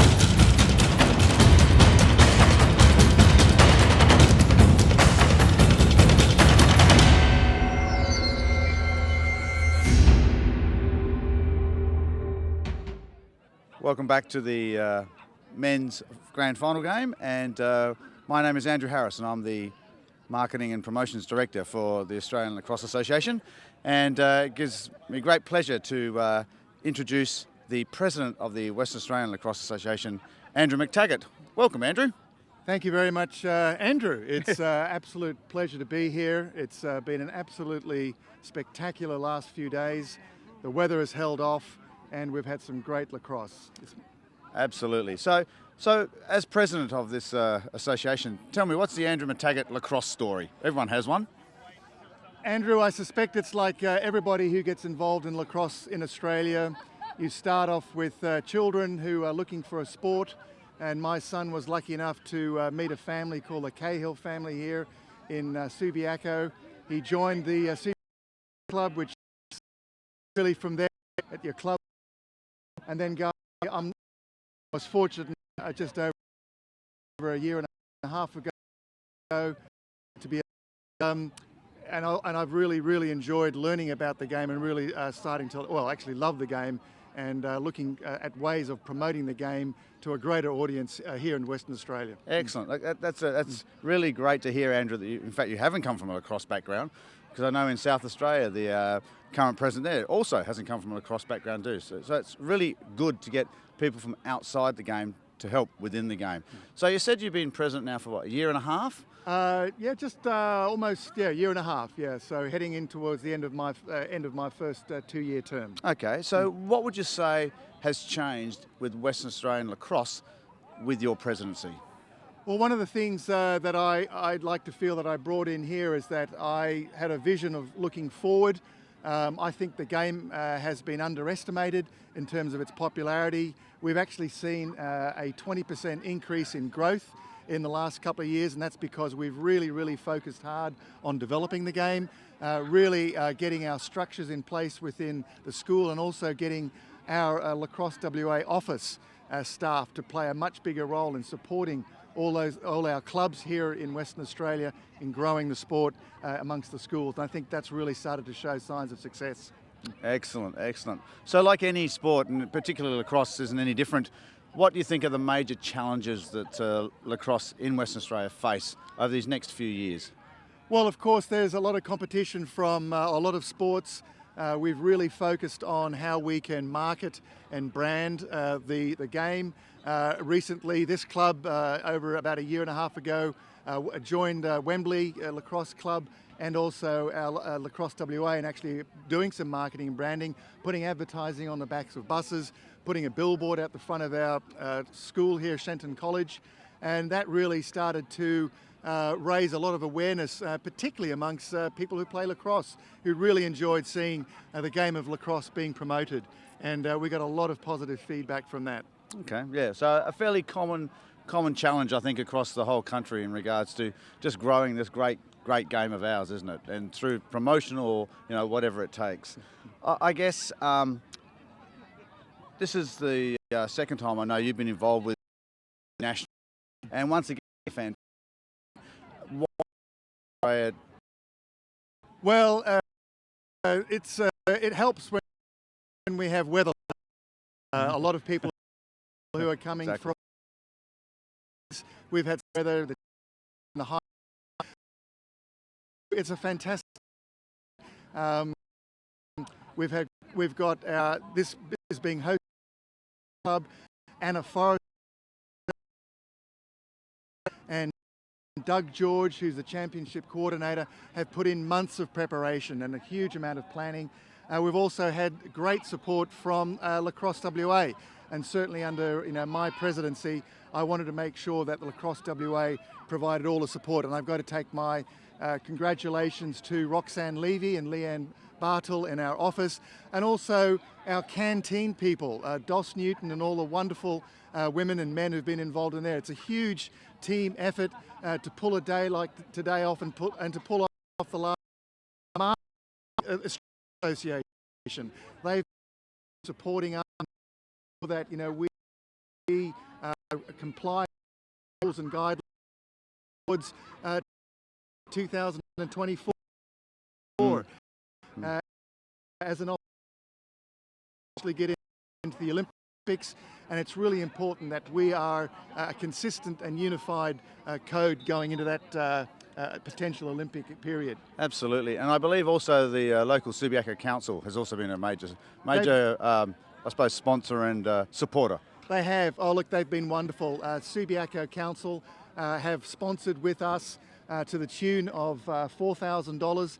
They have been providing all the fields and the grounds, marking every morning, clearing away the rubbish at 6:30 in the morning, and really making this ground looking absolutely spectacular. And a lot of people have commented to me how much they come and enjoy playing on this ground because it looks so wonderful. Yeah. And I know it looks fantastic on the television because I've been watching it up in the clubhouse. Excellent news. So look, it looks like the players are getting back to commence the second half. You are parochial, you're Western Australian. What do you think is going to happen from this point? Oh, look, this is really just another stepping stone in really bringing lacrosse to a much wider audience. We're right in the heart here of Perth. A lot of people would have seen this game, and we look forward to just promoting it, and in particular getting it out there into school and getting those participation numbers back into clubs and club membership. Excellent. And it looks like your team here and the men's going to go on with it, do you think? Win the second half of the game? It's looking positive at this stage. I know the guys are very keen. They've been really waiting for this day. It's been a strong competition. Victoria are a team to never be underestimated, but I know our boys here from WA, I think, are up for a fight. Okay, excellent. Well, that's a wrap for us for halftime. Thanks, Andrew, for giving us your thoughts on lacrosse in West Australia, and we'll now go to our sponsors.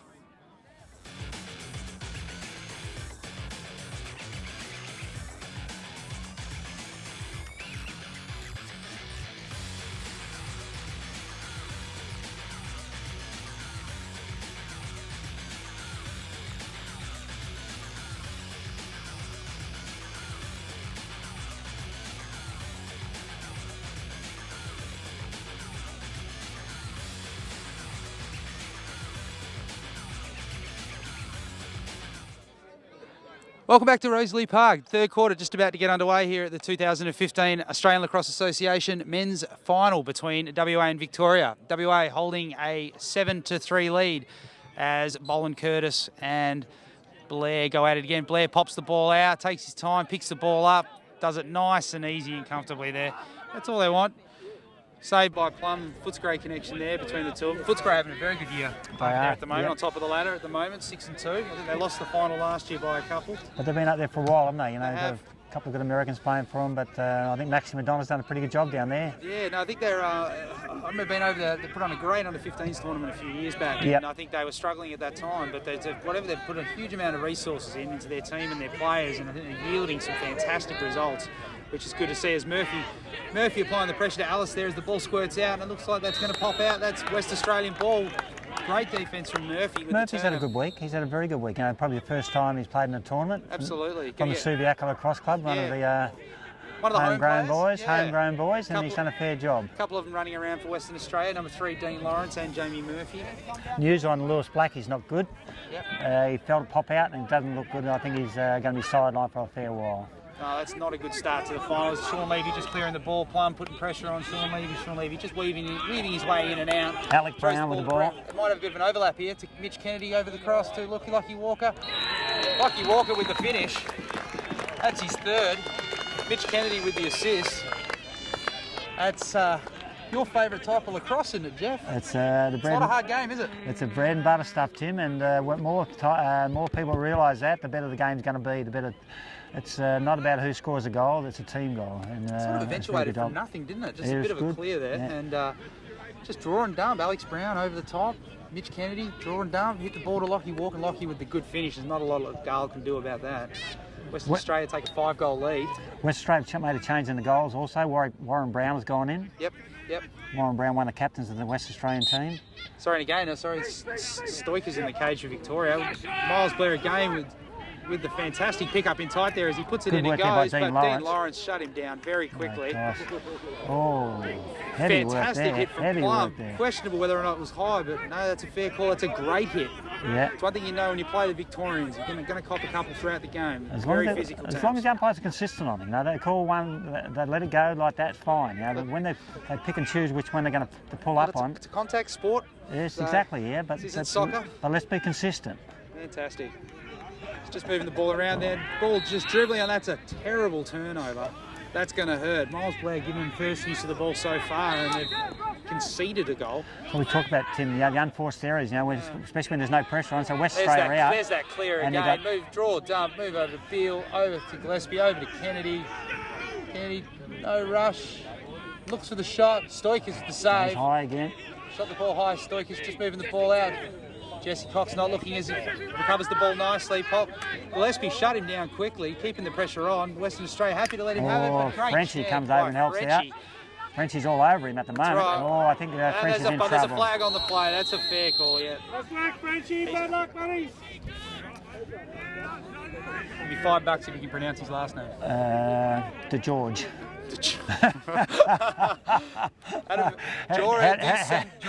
How'd they go? He has taken his head off with that. Very limited ability, but he does a job. Frenchie does a job for you. You know, he's got great stick work. He's a bit slow, but he's usually fairly safe with I want to have a couple of just run a couple of concussion tests over there, young weight. Finally getting a look at the Victorian man up here, Bramwell High. No one at X at this stage. Plum. Very curious. Plum with the ball. Just moving the ball around. Litieri on the corner with the long pole. Ripped the ball with the shot. Great Levy work by takes Sean one to the Levy. chest. Great work by Sean Levy. Rather fortuitous bounce there as Mortimer's just Here clearing the comes Callum ball. Mortimer. They've got the overlap at this stage. Mortimer looking to He's got take Graham the ball open. over to Dan Kennedy, and they've slowed the ball down, but they're man down. They're going to want to kill some time here. Victoria going to want to have to go and get after him. Great work then by Sean Levy to get in the road of that shot. And Fascinating to see, though. Did you see on the man up there? Fascinating to have Litieri on the bottom corner with the long pole playing out of a goal line extended. No one at X. Yep. Just moving the ball around and killing the ball at this stage, Max Rouse, with the ball. Victoria not really getting after him. They've got the man advantage at this stage, but they're not doing a hell of a lot with it. 5-goal deficit. You want to go and make a difference here. Letting West Australia get away with this, and I don't know if they can afford the luxury of doing that. You know? That's where I think your depth kind of comes in and sort of becomes an issue there. Yeah. Lucas Wood meanders back onto the field, and we're back into a 6-on-6 situation at the moment as the ball moves around. Beale coming off there, providing much needed legs.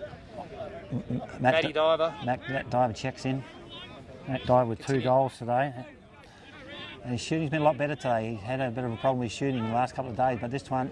Dan Kennedy with the step, rips one high, right over the head of Stoikers. Not a lot Stoikers could do there, but Dan Kennedy puts one on the board today for his first.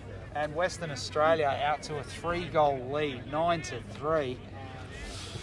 Call time out here, kind of let it run. I think you let it run, you know. Miles has been dominating the middle. Tim, I don't think they've been doing that badly. You know. Victoria just go down there and they just don't make the most of the opportunities. You know, they had a shot a man up. Sean Levy gets in the road. They throw the ball around, but they throw it out of bounds unnecessarily, and just those little things are hurting them. Their 1%ers are hurting them at the moment. Jordan Gillespie in the middle for Western Australia. And the transition game, you can't afford West Australia to have that. You've got to take that out of their game. Miles Blair pops the ball forward again. He's off on the break again. Picks it up on the scoop, looking for Alice. Alice just slowing the ball up again. Over to Bramwell. Bramwell just having a line up there. Miles Blair creeping over for the Pigs. Going to want to be careful. He's been nailed on a moving pick already today. As he kicks the ball out the back to Whelan. Whelan back up to Alice. Like I say, Alice with 14 goals and 3 assists thus far in the tournament. Had a couple of corkers, threw 5 against South Australia earlier in the week. Haven't seen a lot of him today. There's Plum driving on Dean Lawrence. Doing a mountain great of work by Dean Lawrence. Left out the laundry and... Lawrence is all over him, but unfortunately I think he's in his back. Yeah, he's giving him a nudge. Yeah. Good work there by Lawrence. West Australian crowd, giving the ref a little bit there. I think that's there. There's no doubt there. But... I think the refs have done a great job today. I really do. They've allowed a little bit to get going, but at the same time they pulled up the bad ones. Bramwell with the shot by Bramwell. Shot on Brown. Yeah, it's wide. Good to see Warren Brown. He really is the Dustin Fletcher of this league, isn't he? Just doesn't age. Yeah, exactly. At the age of 41, 42, and still playing. I spoke to him early on today, and he said, you know, he's just finding it a little bit harder. We still find it equally hard to score on him on a week-to-week basis. Exactly. As Alice, there we go, right on cue. Dancing up the top, takes on a couple of would-be defenders, steps past them and rips one stick side high on Warren, but I don't think Brown saw that one much at all. Yep. Very, very good goal. Not a lot Brown could do about that when he stepped the 2 defenders. Makes the score Victoria 4, West Australia 9. That's what they've got to do. They've got to be patient when they get an attack. They've got to frustrate the West Australian defence line. Because they will go hard at you and they will double early. You know, if you're prepared to hold the ball and make them work hard, the gaps will appear. That's right. When you get in that close, not a lot of good goalkeeping you can do about that. Miles Blair once again puts the ball forward. Miles Blair, head down, strides over the top of Beale, rips the shot, and there's a foul on the play as well. There's a flag on the play. Looks like they've pinged Beale on that.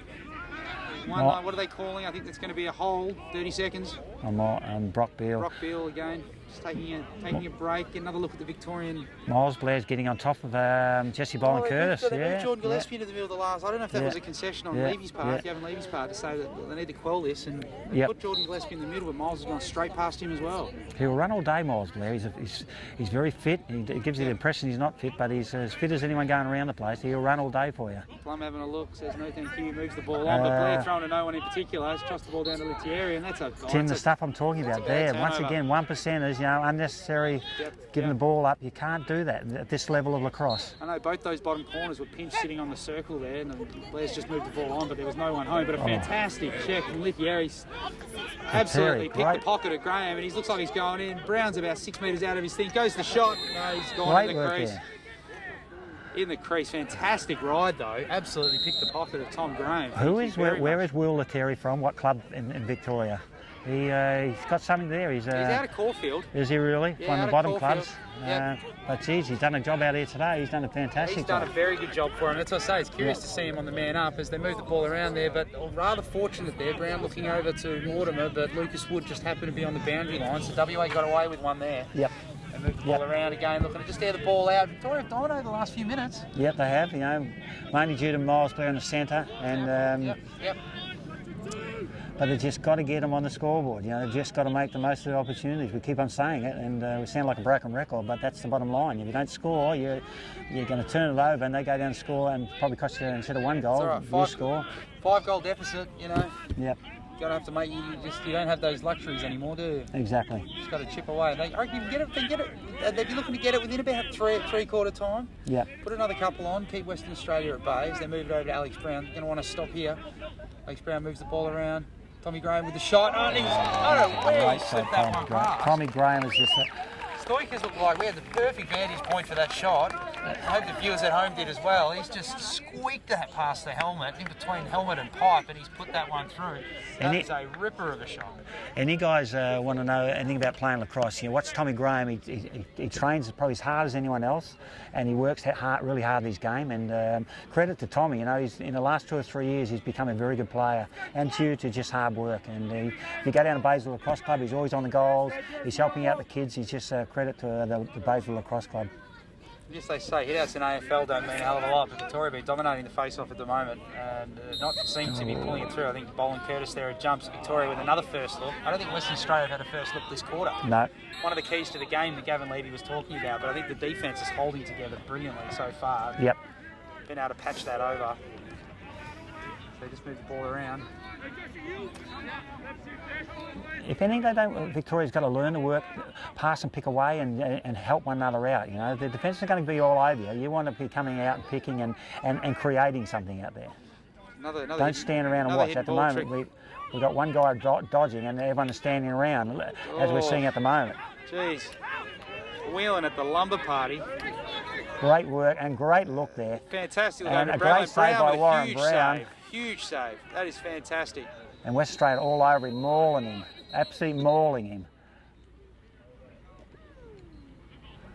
Ball interference there on Western Australia. It's going to be a Victoria ball over on the far side. Great stuff there by Victoria. You know, they just got to convert that. You know, Yep, the work was undone by. He should have converted that shot. He had a good look at the net. Absolutely thread it. He had a good look at the goal, but just didn't convert. Now Miles Blair at the top of the net.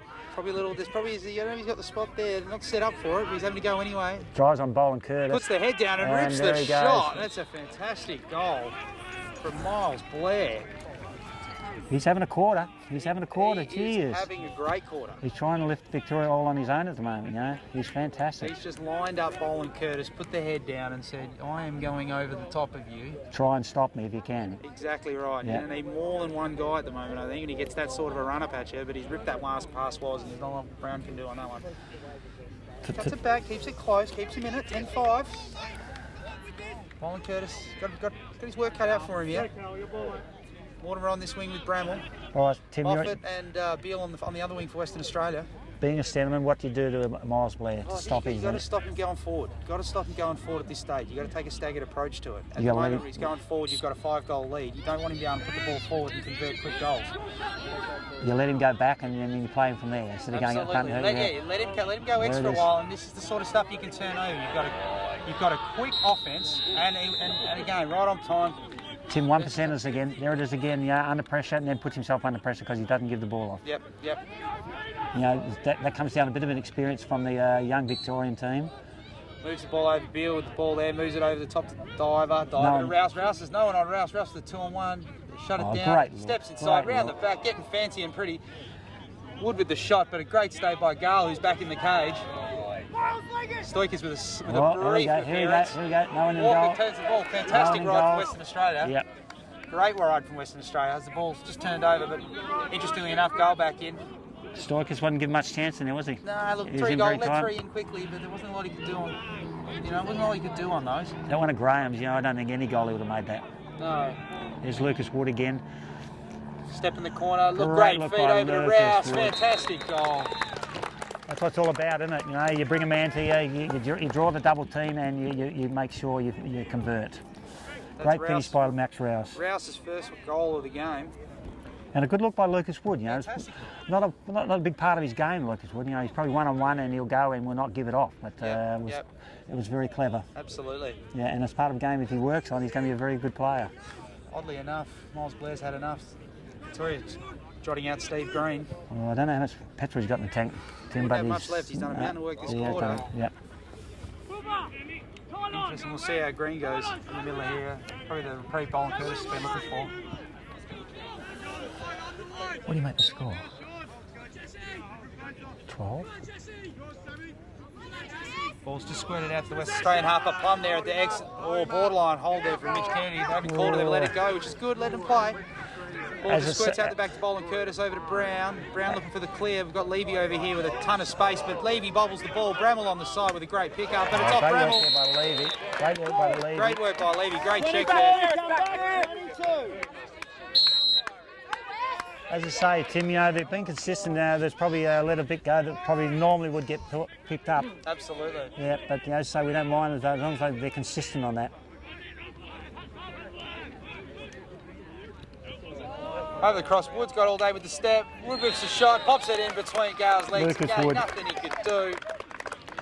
That's Lucas Wood's second of the game. He's having a fair game, Lucas Wood. He assisted the last one also. That's the 12th goal from Western Australia. Out to a 7-goal lead. You're going to have to stem the flow here. Do you take the time out or not? Do you let it run? Yeah, Blair has one centre draw for a rest and he's back straight out there. Yeah. Get the ball, get it down there, probably take a time out, regroup yourselves, get yourselves into a couple of sets and give everyone a touch. I think that's what they need to do at this stage. I think Mollison's got to call a time out here and just regroup a little bit. Yep. No need to panic. I know there's a quarter and a half to go, but you just can't panic at this stage of the game because it just makes it worse. Popped out by Bowen Curtis and a fantastic pickup from Beale. Good look. Over the top to Kennedy, over the top to Walker. Walker finishes again, utterly clinical. Great work there by Brock Beale in the centre, but once again, you know, West Australia prepared to make 3 or 4 passes before they put the ball in the back of the net, and you've got the best finisher in the world, Lachlan Walker, one-on-one the goalie. He will not miss very often. Just draw and dump, basic sort of lacrosse, but a fantastic finish again. Great work out of the middle. Western Australia taking one out of the middle, first time in a while actually. Got to be prepared to make 3, 4, 5 passes before you put the ball in the back of the net, and that comes down to discipline and the team game. Yep. Lawrence on this wing, posed by Alice. Moffat and Beale again on the far side. Blair pops it out the side. Going to a contested hit. Contested, ball bounces around. Lawrence with the scoop. Lawrence picks it up. Great ground ball from Lawrence. No rush at all. Warren Brown providing the outlet. On the dime again. Great feed over to Bowen Curtis, but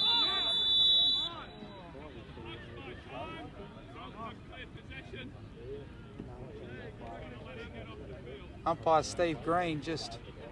I don't know what the call was. Tim, can you just put me straight on that, please? No, I think it's just the Gold are going to retain the ball. I think they're taking... Miles Blair might be hurt, seems to be limping at the moment. Might have been near the play. Umpire Steve Green just stopping the play there, allowing him time to come off. They're probably going to start it where the ball was. Probably a favourable spot there, one would say. Probably should have had the ball about 5 metres back in their defensive half, but I think Western Australia will take it. Matt Diver checks in also. Yep. Haven't seen much of Matt Diver today. No, got a cheeky couple, but... Yeah, he's got a couple of goals, but he doesn't get on the field very much. He's probably a bit of a man-up specialist. Sun's just tucked again nicely behind the cloud. What a beautiful day for it. Yep. Lachlan Walker got 4 goals so far, Tim, and I did tell you the guy to look out for. I have to admit, I don't necessarily enjoy it when you're right, but Matty Diver putting a bit of pressure on Lachlan Walker there, perhaps. It's his third. Ripping one low. Western Australia out to an 8-goal lead. 3 goals from Matty Diver. Yep, and everyone's been on the ground. It's been very good. I fear the day that this prediction comes true of yours. As long as the Eagles get up, Tim, today, I'll be very happy. That's one prediction I would like to come true today. There's a doctor in the building. It appears my co-host is getting delusional. It'd be useful to perhaps get someone down here to give us a hand. We're just checking the score on that.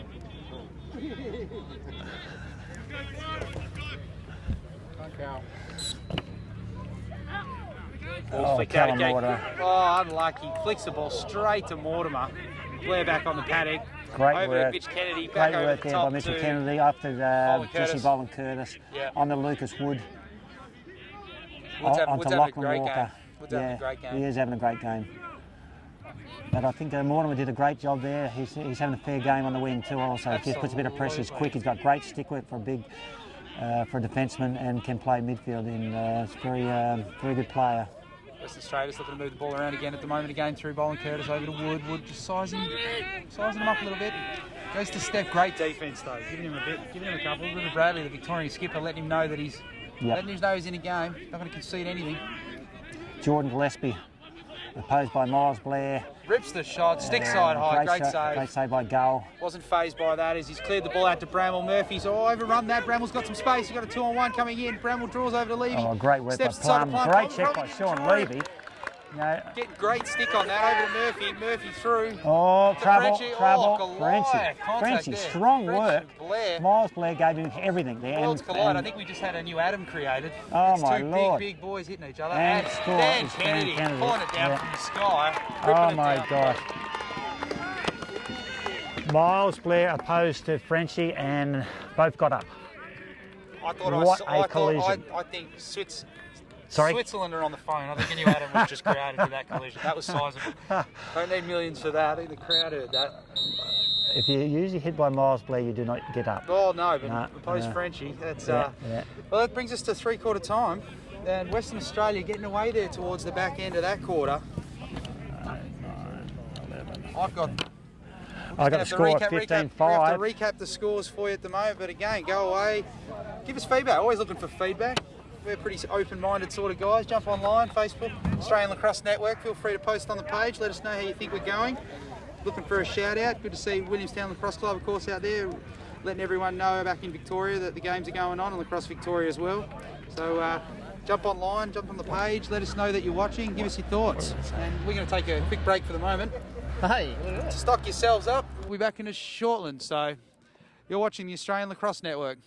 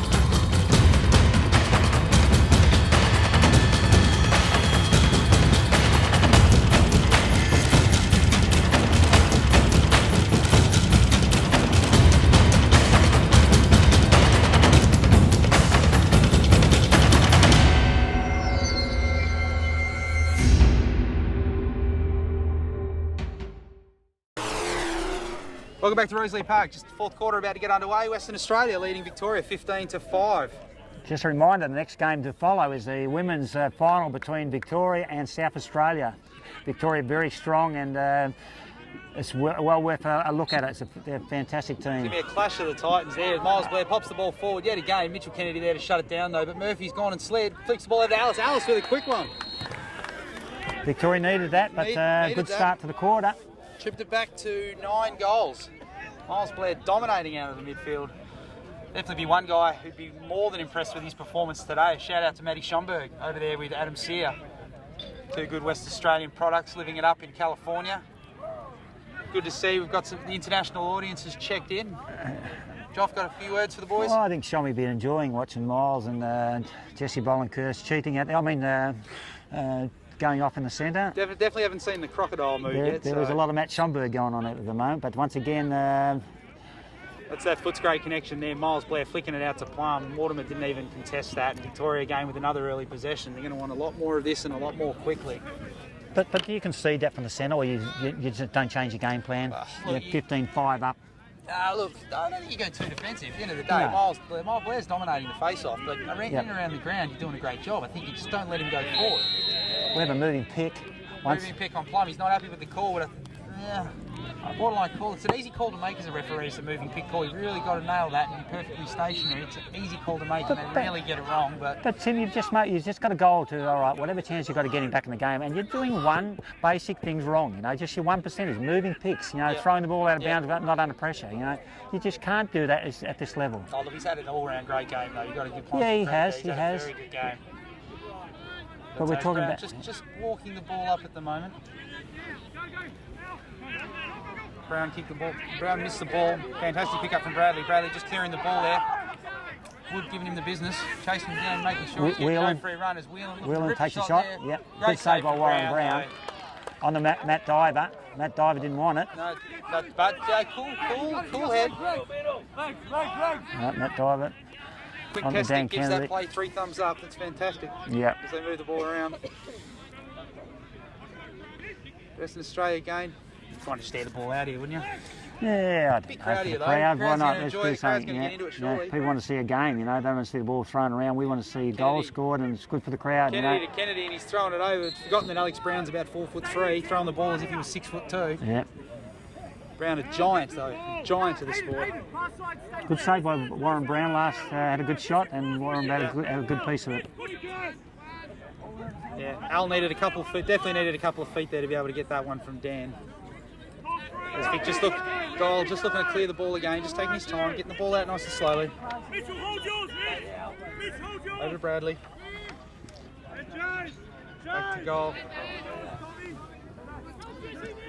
Victoria out of Just- trouble. Just Victoria out of clearing the ball trouble. out, clearing the ball. They've been happy, they've been content to let him go. Yeah, He's got a run here as Frenchie comes over. Yep. Back up the top, Frenchie gives him the love, just letting him know he's there. Just renewed acquaintances. Frenchie again near the top of the table in penalty count this tournament. Yep. Alice just drops the head and steps. He's strong, isn't he? Oh, He yeah. is strong. Ball's just squirted out in front there. Numbers against Victoria, but a fantastic pickup from Plum. Great pickup from Plum, but Morley cool as hell. great Throws the work, ball out the great front to work. Murphy. Murphy all over him though. Bramwell again can't quite get a grip on it, but Murphy keeping the pressure up. He's looking to having to retreat. And Murphy again. Good work there by Murphy. A little bit of love over here on the side between French and McKinnon. Probably should have been a foul there. There's a couple of late ones on both sides of the coin there. Frenchie probably should have copped one. Yeah, but they're letting it go. You know, they're consistent both sides. Yeah. Look, definitely not a Frenchie play to come in late, that's for sure. No. Good crowd here today, Tim. Yeah, very good crowd. Very good crowd. Treated so far. Wheeling again, just looking to put the ball down. Throws the fake again. Graham bites, gets the shot off, just wide left. He does make something out of nothing, doesn't he? He Whelan, does. he's a very good player. Very impressed with him. He's had a great game. Yep. You know, at the end of the day, he's not going to die wondering. No. He's out of Camberwell. He's had a great year over there. Need a bit more out of Plum. You know, he's only scored 1 goal today. You know, probably he's got to lift his game a little bit. I mean, Whelan's a fairly well-known entity. He put 39 goals away last year in the Victorian State League competition. So definitely been a pretty good player for them for a while. I think the It's going umpires. to be a line ball call. That's come off last. The crowd giving the referee his views as to who he should go to, but I think the umpires lost their whistle. I think he might have. Had to think about that one. Yeah. But still, Whelan just having a look again. consistent. Blair, Miles Blair opposed have a to look at Frenchie. Frenchie. He said no, thank you. Yeah, I think the halogen collider would be, wouldn't know what to do with itself if those two No. play each other again. No. Just kicking the ball around McKinnon. Got a bit of a match up here. You know, I think Victoria won this match up with Alec Brown. Yeah. On Bramwell. Bramwell will take him on, which is They good. one another speed, don't they? Yeah. Bramwell with a fantastic stab, rips the Yeah. ball out, good, gets the shot away. Good work there by Wide left. Brown. He stayed with him. Well, wide Yeah. left. Yeah. Stayed on top and kept him below goal line. Didn't leave him a lot of angle. Ball's just kind of just clearing back in. Miles having a look at Frenchie. Said, yep, I think I might. Miles having a No, look. I won't. McKinnon with a great Jeez, step on Graham. McKinnon pegs one back for the Victorians. That is a great move. Pretty handy step, that one. Very good. He's done some good things today. McKinnon, you know, he hasn't hurt him on the scoreboard enough, but there's enough there to indicate, you know, there's some. They've got some good players out there at the moment. Yeah, that's what they got that back at 15-7. So, Yep. you know, again, might be a bit little too late. Not writing the obituary just yet, but I've definitely got the pen and paper out and starting to think about my thoughts. So, Yep. need a couple quickly. I think need a couple of quick ones out here. Beale's conceding the face-off, as you can see, moving down far into the defensive side. I was looking at my MVP voting, Tim, and I think Miles might have just pipped my Lachlan Walker at the moment. Oh, he's had a great He's game. done a fantastic job. But the ball just squirts out right on cue over to Beale. Beale playing the defensive half, but it's worked out all right as the ball squirts out. Ligieri all over him at the moment, and I think there's been a jump of the line there. Victoria over early. Yeah. The ball's going to go yellow. Good pressure there by number 14 for Will Lettieri, you know, rate this guy. He's done a fantastic job. He's quick as hell. Yep. He's all over you with a stick checking, and Caulfield, he got a good one over there. and can carry the ball. Absolutely. You know? He's been good. Brown just walking the ball up again. They're in no particular rush to get the ball going. Umpire Peter Mulcahy in front of us. Ump's done a good job today. They've let the game go, and which is good. What we want to see. Levy just clearing the ball out at the moment. No pressure at all. Plum coming over. Over to Mitchell Kennedy. Mitchell Kennedy, Moffat with him. Dan Kennedy with the pick. And I think the timeout from Western Australia. Timeout called by the Gold. 15-7, 8 goals. Yep. So you found the week overall, Jeff? It's been a very good, enjoyable week. Format? Yeah, it's. I'd like to see a double round. Yep. I think probably you've got players coming over spending a fair bit of money, and I'd like to see a double round and just check the depth out of them in another club. I'd love to see the side. Look, cost is obviously a major issue, is it? I'd love to see. I mean, this is a very good West Australian side. I'd love to see it pitted against the absolute best Victoria can throw, and South Australia. I think obviously South Australia this week, they obviously weren't able to field a very good side in terms of numbers and depth. They got hurt losing Luke Keesing, I think, in the first quarter of the first game. You know, and he was going to be integral to their tournament. The format, though, I mean, it's only a 4-day format. You know, Victoria and South Australia haven't been able to get teams out here. It costs a lot of money. I think you're coming away, and it takes a while to learn to play with guys you've never played with before. And probably always the first round, if you have a bad game first up and you get beaten, you nearly have the tournament. Well, you basically hang up the kilt, don't you? Exactly. You basically say, I'm done. Yeah. I'd love to see us go back to the Lacrosse League, the Australian Lacrosse League. Exactly, a club championships or something like that. Also, I think the Australian under-19s missed an opportunity having their team here. I think if I was a coach of the under-19s, I would like to have my team picked now, putting an extra team in this competition. Team. I mean, at the end of the day, we can't afford to wait a year out from the World Championships before we start to pick our side. I mean, we should have a short list in play at the moment and be saying to these guys, you need to be getting to these sorts of tournaments because you want. I mean, it's like you say, make it a double round, make it a week, but hang that carrot. You have that problem where you've got every 4 years you get a fantastic tournament because everyone wants to play in for Australia, but then the other three are average. But you've got to play this level, you know. There's no good playing club lacrosse and then you go to a World Series and say, well, what's the difference here? You know, by the time you find out what it's all about, the tournament's over. Absolutely. Get up to Singapore, get up to Hong Kong, some great tournaments up there, perhaps send the sides up there. But take the tournament to Singapore, take the tournament to Phuket, wherever you want to do it. It's probably a lot cheaper. Absolutely. Yeah, and get more teams playing in it. I don't know how you do it, but, you know, let's get more club teams playing at this level, you know. The facts speak for themselves, don't they? I mean, at the end of the day, Victoria's throwing a side together, and again, a good side. They've got some good players out here that you can't get the best to come out. You take your hat off to these guys. They put their hand up where other guys have, once upon a time it used to be a real glory to go and play for your state, but to me, a lot of people don't look at it that way anymore. No, look, life catches up with people, that's for sure. It is. It is.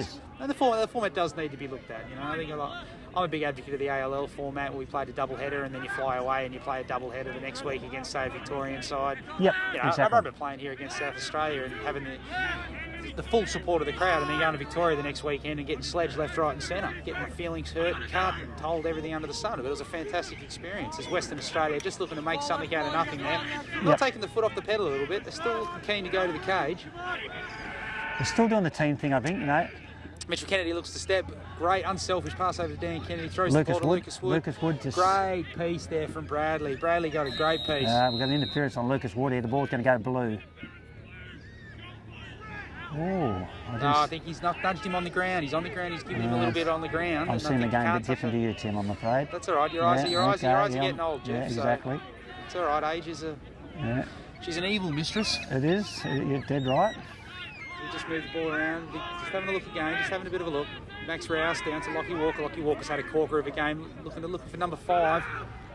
Rips the corner, sure enough. Right on cue. Lockie Walker with his 5th goal. Australian selectors, if you're out there, make note. Lachlan Walker, next World Series. He's had a good game, hasn't he? He's only a kid of 22 and can play. 21 maybe, and can play behind the net, which Australian lacrosse is, ever since guys like Ken Nichols, Graham Fox and these sort of guys have retired, we're still looking for a guy who can play behind the goals, and it's a big part of our game. We've dominated, we haven't dominated world lacrosse, and we've got away from having guys on the crease and guys playing behind the net feeding the crease, and we're to get back to that sort of game. We can't play the American game. 96, we did a pretty good job over there in, was it Baltimore, was it? I think guys like Nathan Roost killing the middle of the ground. Exactly. Ball flicks out the back to Blair again with another ball. Look, I think he's been victorious. Well, you go back to days of Chris Brown and these sort of guys, and it's a game we've got to just start developing again, I think. You know, we can play this game all we like, but we ain't going to be competitive at World Series. Bramwell just lining up Murphy there. Bramwell likes what he sees, goes to the right. Oh, the ground's giving out on him.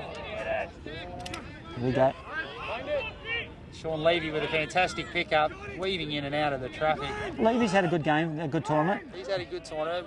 Morley, just the general down there, just controlling things. He just cools walking it down, ball the out old head. comfortably. Exactly.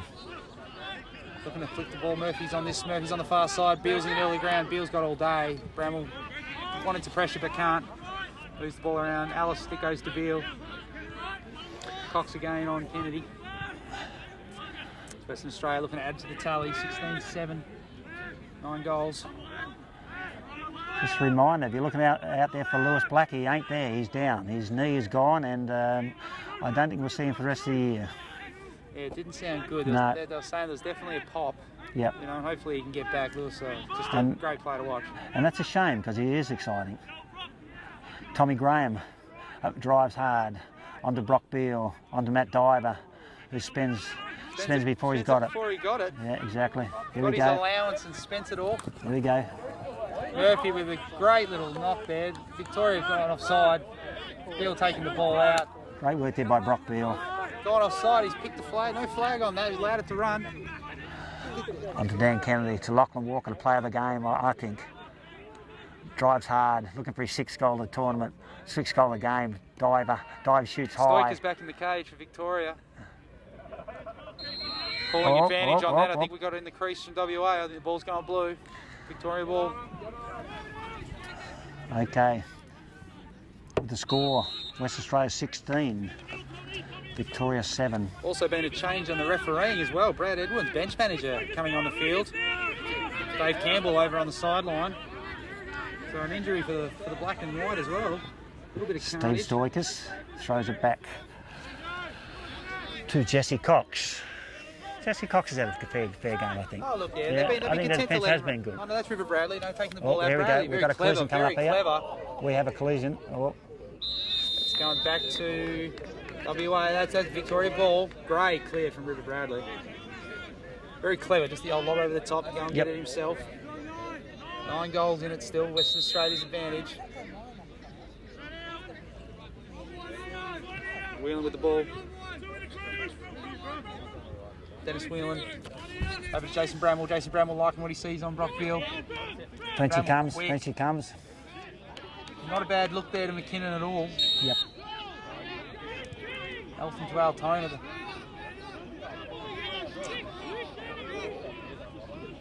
Plum not happy. Thought there was a bit of Ventilating a, some yeah. of his disagreements with the boys in the black and the white. Been a long day at the office. Plum's definitely hasn't died wondering. He's given him everything today. He's been very good. He just hasn't hurt him on the scoreboard, has he? No. Yeah. And that's the bottom line. That's exactly right. Look, he's come into this game Yeah. with 9 goals from the 3. Got it! Clear the ball over the top to Murphy. And Dan Kennedy onto the big fella, Maxi Rouse, 6'10" of it. And Mitchell Kennedy. Swing over the top. Will Lettieri. Lettieri Good will stick, go over the good top. stick, He's very good quick stick. and got. Giving him one just to let him know that he's there. Kennedy brushes that off, moves the ball on. Gillespie with the split, got the ball. Alice, great pick up under pressure there. Gillespie in chase, Alice going to the ball, Alex Brown on the inside. Looks on the inside. Oh. Oh, can't quite get out the Bramwell there, but Whelan's with the step. No, I really like this game Dennis Whelan's had today. He's definitely He's been very good. Tried to create something, hasn't he? Exactly. No. I think Victoria's done a really good job today. Yep. You know, with what they've had to work with. Yep. Oh, Bradley with the step. No. Caught Gillespie off guard, but Morley in the middle saying not this stage. Here comes McKinnon opposed to Polkinghorn onto Plum, Plum an all-star in last year's national championship. onto Bramwell. Player of the tournament, it's going to be a hard one, Tim. Yeah. there's been I think with Western Australia's dominance, you'd think it's that old adage, isn't it? There's just so many good players to pick from. I think it's a game. It's been a game at Great save from Brown. a game of tournament of goalkeepers, but also Miles Blair has been exceptional, and that would be a bit of a smoky. Wouldn't be surprised if Miles Blair took it out. He's been a very good player on a side that I think has won more games than they've lost. Not the umpire's friend, but unfortunately will go against him a little bit. Yeah. Oh, Alec Brown. Stoikers with a save. Alec Brown would nearly nail those. Every 9 out of 10 would score that. Checking if Stoikers could count to 3. He absolutely sconed him. Just Yeah. not sure if Stoikers can count to 3. But I think no, you've we been love very him. hard on Steve. no, you know. we love Stevie. Yeah, Did his yeah. time down at East Free. Played for just about every club in WA. Alec Brown with the ball, kicks it on to Max Rouse, Polkinghorne. Tommy Graham, Dan Kennedy back to Brown. Brown wants a bit of this. Oh, Nice little fantastic step. Nice little step on a Rouse. Wonder what the hell he was doing Fantastic up there. Whelan trying to clear the ball out, but he's surrounded by a sea of gold. Whelan pegs the ball down the ball. You cannot do that with Glenn Morley. Look was there, he'd slip behind, but I think that's The old head of Glenn Morley just stands inside and pick you off every time. Kicks the ball over to Murphy. Murphy just clearing the ball out again. Walker out again. Just taking the ball and easing it off. Lockie Walker's grown in stature from day one in this tournament, and he's just been fantastic. Walker just looking to move the ball around, over the ball to Dan Kennedy. Dan Kennedy win last year's Isaacson, of course. Had a fantastic year last year, threw about 63 goals and 30 assists. Huge numbers. Lucas Wood checks in on the Max Rouse. Lachlan Walker. Time running out for Victoria.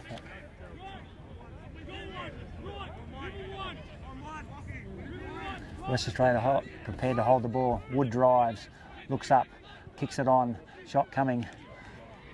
Mitchell Kennedy with the shot. Great save Fantastic by save Steve by Stoikers. Stoikers. Foot save.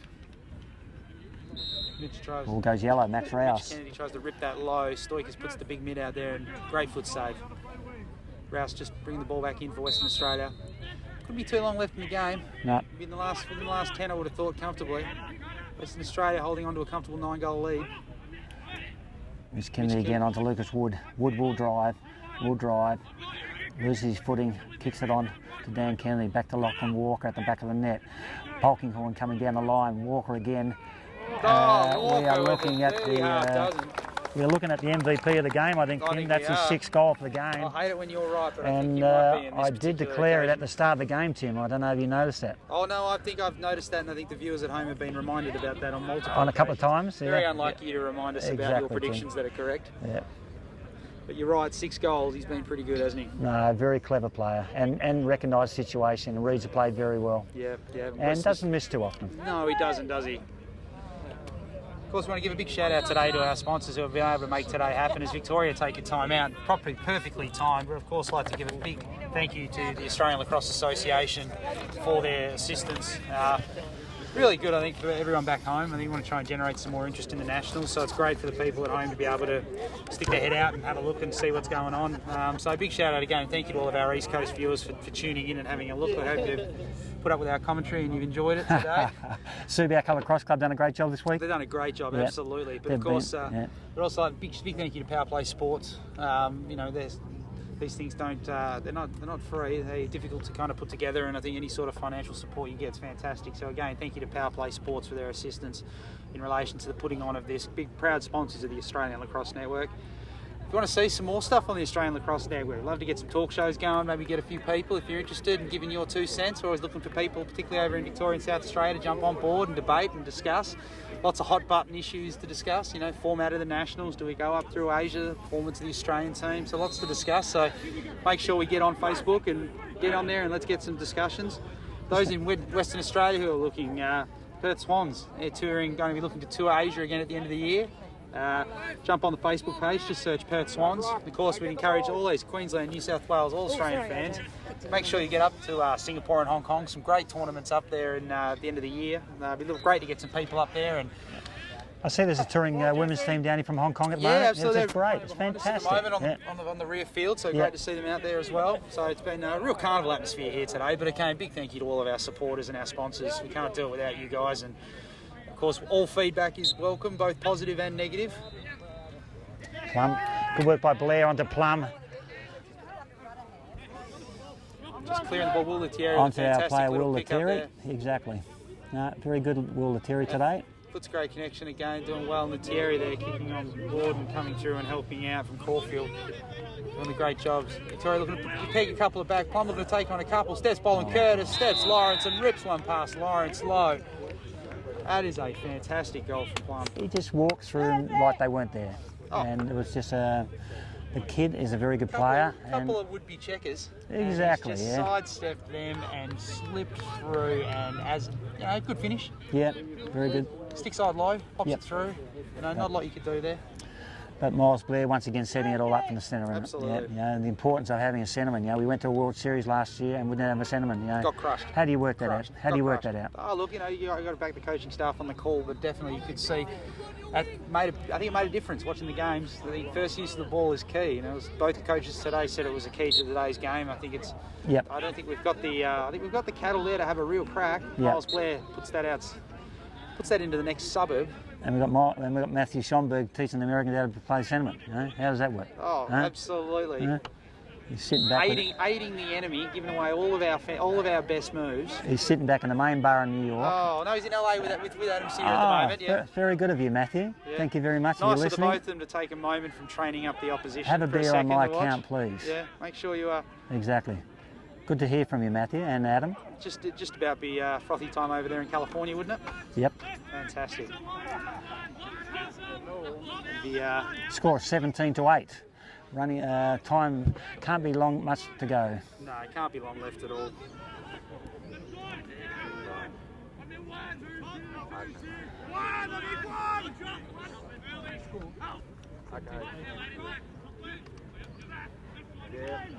Western Australia just moving the ball around again. Just looking to kill. Goes through Lockie Walker. Lockie's got 6. Looking for his 7th. He's still prepared to get in there. He's the greedy big at the goal trough at the moment, exactly. isn't he? He's helping himself. He's had a sniff diver with the ball. Dive will shoot. Yeah. Trust me, will shoot. There's very little chance of that ball finding another player. No, exactly. All 5 hitting that end line. But if you can even get a shot like that. When he's on song, he's good. Persisting with no hidden ball trick. Alec Brown. How do you rate the hidden ball trick? I see there's been about 3 or 4 attempts today. I had trouble catching it, let alone hiding the thing. Wasn't the smartest player in the world, I don't know if you noticed him. But yeah, they do it very well nowadays, don't they? Lachlan Walker again. Rare moment of modesty from the super coach. There we go. The ball moves around. Controlling the tempo of the game with a terrible Tommy pass. Graham, Tommy Graham forgot what side he plays for at the moment. Why would you throw it to Chris Plum of all players? Steps aside, just makes it look easy with the swim move over at Alex Brown. Tries the swim move again. Brown lifts up, gives him one from the behind. Oh, here he goes. Here he goes again. Here he goes again. Having a shot. Oh, ridiculous goal from Chris Plum. The West Australians thought they were at a ballet there for a second and have elected to I thought he just went through 3-4 like they weren't dance there. and sidestep and tango, and Plum says thank you very much, I'll take that. And of course the old change up over Warren Brown's head too. Not a lot. Warren was shocked he'd gotten that far. Nah. And then a great little change up as No, did it very well. He's had a good game. Yeah, He's had a very good game. Unfortunately, we needed him to score a little bit earlier and hurt us on the scoreboard a bit earlier as in the Victoria game. take another Time out. Wouldn't be too long left. You wouldn't have thought. 17-9. Tournament next year in Melbourne. Important for West Australia to probably get over there and take the best team. We've said that it's said that it was a shame we couldn't get the best from these guys, but at the end of the day, we need to probably put our money where our mouth is as well and make sure we send the best teams. Yeah, we've done it, but we need South Australia and West Australia to get over there next year and make a tournament of it. Absolutely. We'll have the under-19 team hopefully selected by that time, so we'll get them in there. You'd think that'd be a must, wouldn't you? Well, I think they hang on to them too long. I think the good players have got to be learning to play together with the good players. Absolutely. Yeah. We don't have the luxuries of those other sides, but I think you're right. I think at the end of the day, Western Australia, we need to be sucking it up as well. We're a long way from anywhere, but we can't use that as an excuse. We want to, this is going to come down as a fantastic win, and the national championship's great, but I think we need to I think the job's only part done. I think this side needs to stay together. They need to try and do what they need to do to get over there. And I think we want to put on a show for the crowd in Victoria to get those guys out. Exactly. We want to make sure that they're out there watching the best play. Yep. I think we've seen that here today. I think Victoria, you've got the skeletal parts there of what will be a very good Victorian side, you'd hope, back there. Nothing like a good Victorian-West Australian rivalry. Oh, It yeah, goes back South for Australia. years. South Australia won it last year. You know, touched us up in the final. South Australia, of course, are a very good side as well. You know, you got three sides you could throw a blanket over. Exactly. If you pin the best of them out there. Yep. You know, they need to be doing that. So Bolton Curtis again going down against Blair. Richard Kennedy conceding, as you can see, moving down, trying to cover off the fast break. Jesse Bolton Curtis has finally won one, Tim. Won the He's second won half. one in the He's he's been won a bit just quiet won in the that one second there. half. Yeah, thanks to Miles Blair. Indiscretion. Oh, look, I think Jesse's done a good job. He was there early when the game was in the balance. I think, look, Miles Blair's just young. He's had a good game. But, you know, WA have done well. They've negated the influence of it. At the end of the day, I think part of being a centreman isn't winning every centre. You've got to be able to negate where you're getting dominated. And I think, you know, for all the possession that Victoria have had, Victoria definitely going into their hurry-up defence, though. They're definitely having a mad crack at getting after him. Miles Blair all over Bolton Curtis at the moment. Oh, well, wouldn't you? Have a look. I think Jesse Bolton Curtis carrying an extra couple of healers, isn't he? Okay. Yeah, that's it. All done. Game done. Clock snuck on. And that's the championship. Western Australia. Your 17. 2015 Australian Lacrosse Association champions, running away with a fantastic 17-9 victory. Western Australia were clinical, but you know, Victoria put it up. As we run through the goal scorers for Western Australia, Lockie Walker had 6, Matt Diver had 3, Mitch Kennedy, Lucas Wood and Dan Kennedy with 2 apiece, and Tom Graham and Max Rouse as well picking up the singles. Dan Kennedy with a couple of assists, Lucas Wood, Max Rouse and Alex Brown picking up assists as well. Whereas for the Victorians, Chris Plum with 3, Greg Ellis with 2, Jason Bramall, Dennis Whelan, Miles Blair and Campbell McKinney all picking up the singles. Miles Blair with an assist. 17-9 final score. Player of the tournament, player of the game. Putting pressure on you here. Tell me. Look, I'll play a game. I don't like to admit you're right. In Thank fact, you, I Tim. despise Thank you. admitting that you're right. But No, I think well, at the end of the day, Lockie Walker had a corker. He had a great one, you know. And he threw 6. There was some at the back end, but when the game was in the balance and he needed to throw a few, Lockie Walker gave a couple. Matty Diver put a few, but I don't think he did a hell of a lot around that. No, Yeah, no. you know. Bolton Curtis fought hard in the middle. Mitch Kennedy gave him some bit. Brock Beale gave him a bit through the midfield as well. Yep. The defence held firm. Spark and Brown had a great Brown game. does his work out between the lines as well. Alex Exactly Brown. right, exactly right. But you can't get away, you can't shy away from the fact. Look, I think Lockie Walker was the difference there. 6 goals, had a fantastic game. But for Victoria, I mean, I think Miles Blair, dominated the midfield. I think Alice was very good. Absolutely, Yeah. absolutely.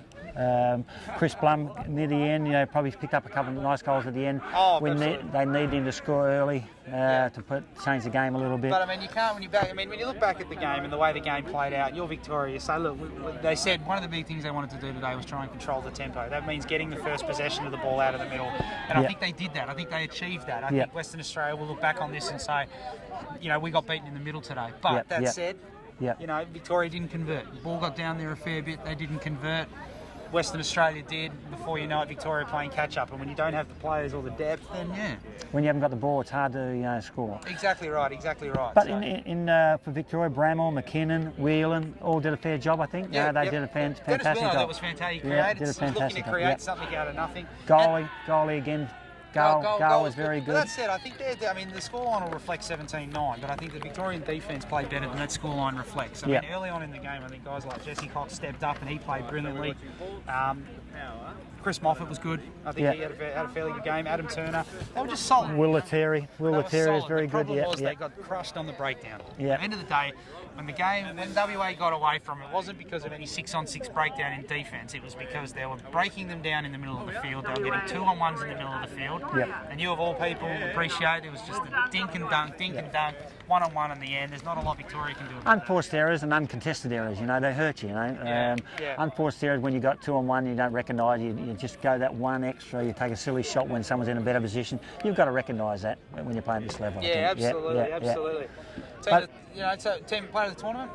Player of the tournament, I'm going to go one of the goalies. There you go. I'm going to go either Gull, and I don't know if the New Zealand guy can win it, but I thought he was fantastic. If there was a competition for best beard, I think he definitely took home the best beard. He was. I saw him a bit this morning, and he was fierce. He was fantastic for him. And I think the umpire's friend, Miles Blair, I think he was probably the player of the tournament, but whether the umpires look at it that way, I think. Well, 6 minutes in fouls yesterday in a game that he clearly dominated. I don't know how exactly that's going to play out as it all goes through. Yeah, sure. But he dominated both games against West Australia, Victoria and West Australia. He dominated the centre all day. Yes, he did. Did work around the ground. Yep. As I say, just his indiscretions hurt him badly, but you can't knock the guy. He was fantastic. Oh, look, and interesting. I don't think you get the votes for today. I don't think counted towards that tournament. So I think it's from the first 3 games of the week. And you're right. I think at the end of the day, when it's all said and done, I think Miles Blair's probably a red hot shot. Don't underestimate Greg Ellis. I think he would have snuck some votes. Yeah, he was very good. Yeah, he was very good. For South Australia, I found it hard to find players to. All right, they lost Luke Keesing early in the week, but they just lacked their depth. The depth wasn't there, obviously, and it hurt them big time in the games. Okay, well, we're just going to break. Okay, so we're going to break 2 ads now, but the day's only half done. It's been a fantastic day of lacrosse. I might see if we can snag an interview for you a little bit later, see if we can talk to some of the winning players. But look, we're just going to take a quick ad break and we'll be back shortly. Don't go anywhere. You're watching the Australian Lacrosse.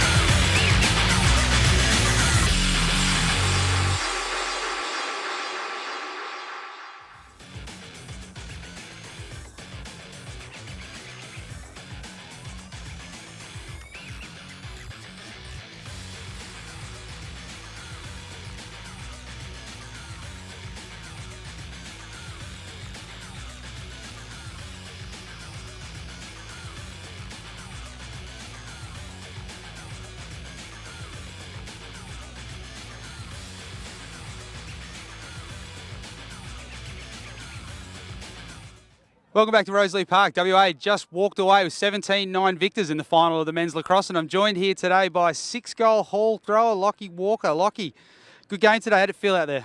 Oh, it felt great. It was just good to come away with a big win. First national championships, first win. That's good.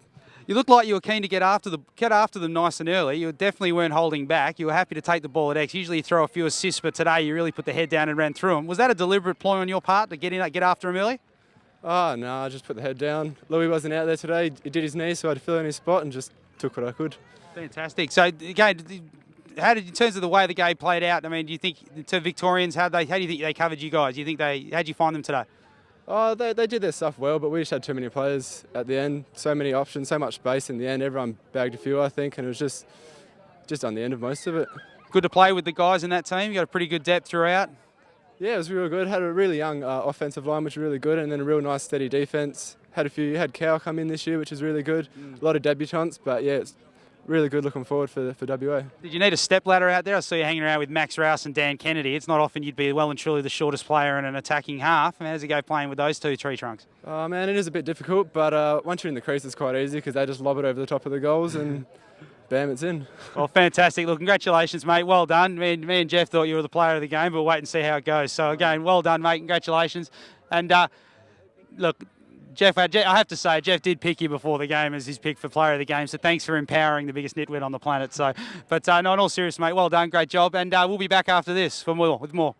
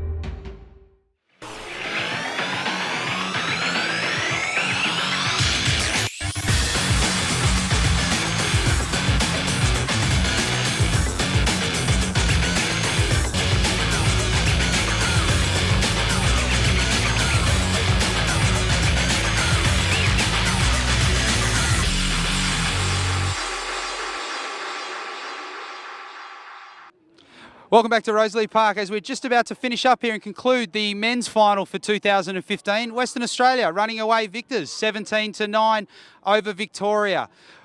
Go away, top up your drinks though, because we're not done. Coming up in 30 minutes, we're going to have the women's final at 3:15 Western Standard Time between South Australia and Victoria. Promises to be an absolute ripper. So come back and be sure to watch some fantastic women's lacrosse later on. Thanks a lot. I'm Tim Kennedy. We'll see you soon.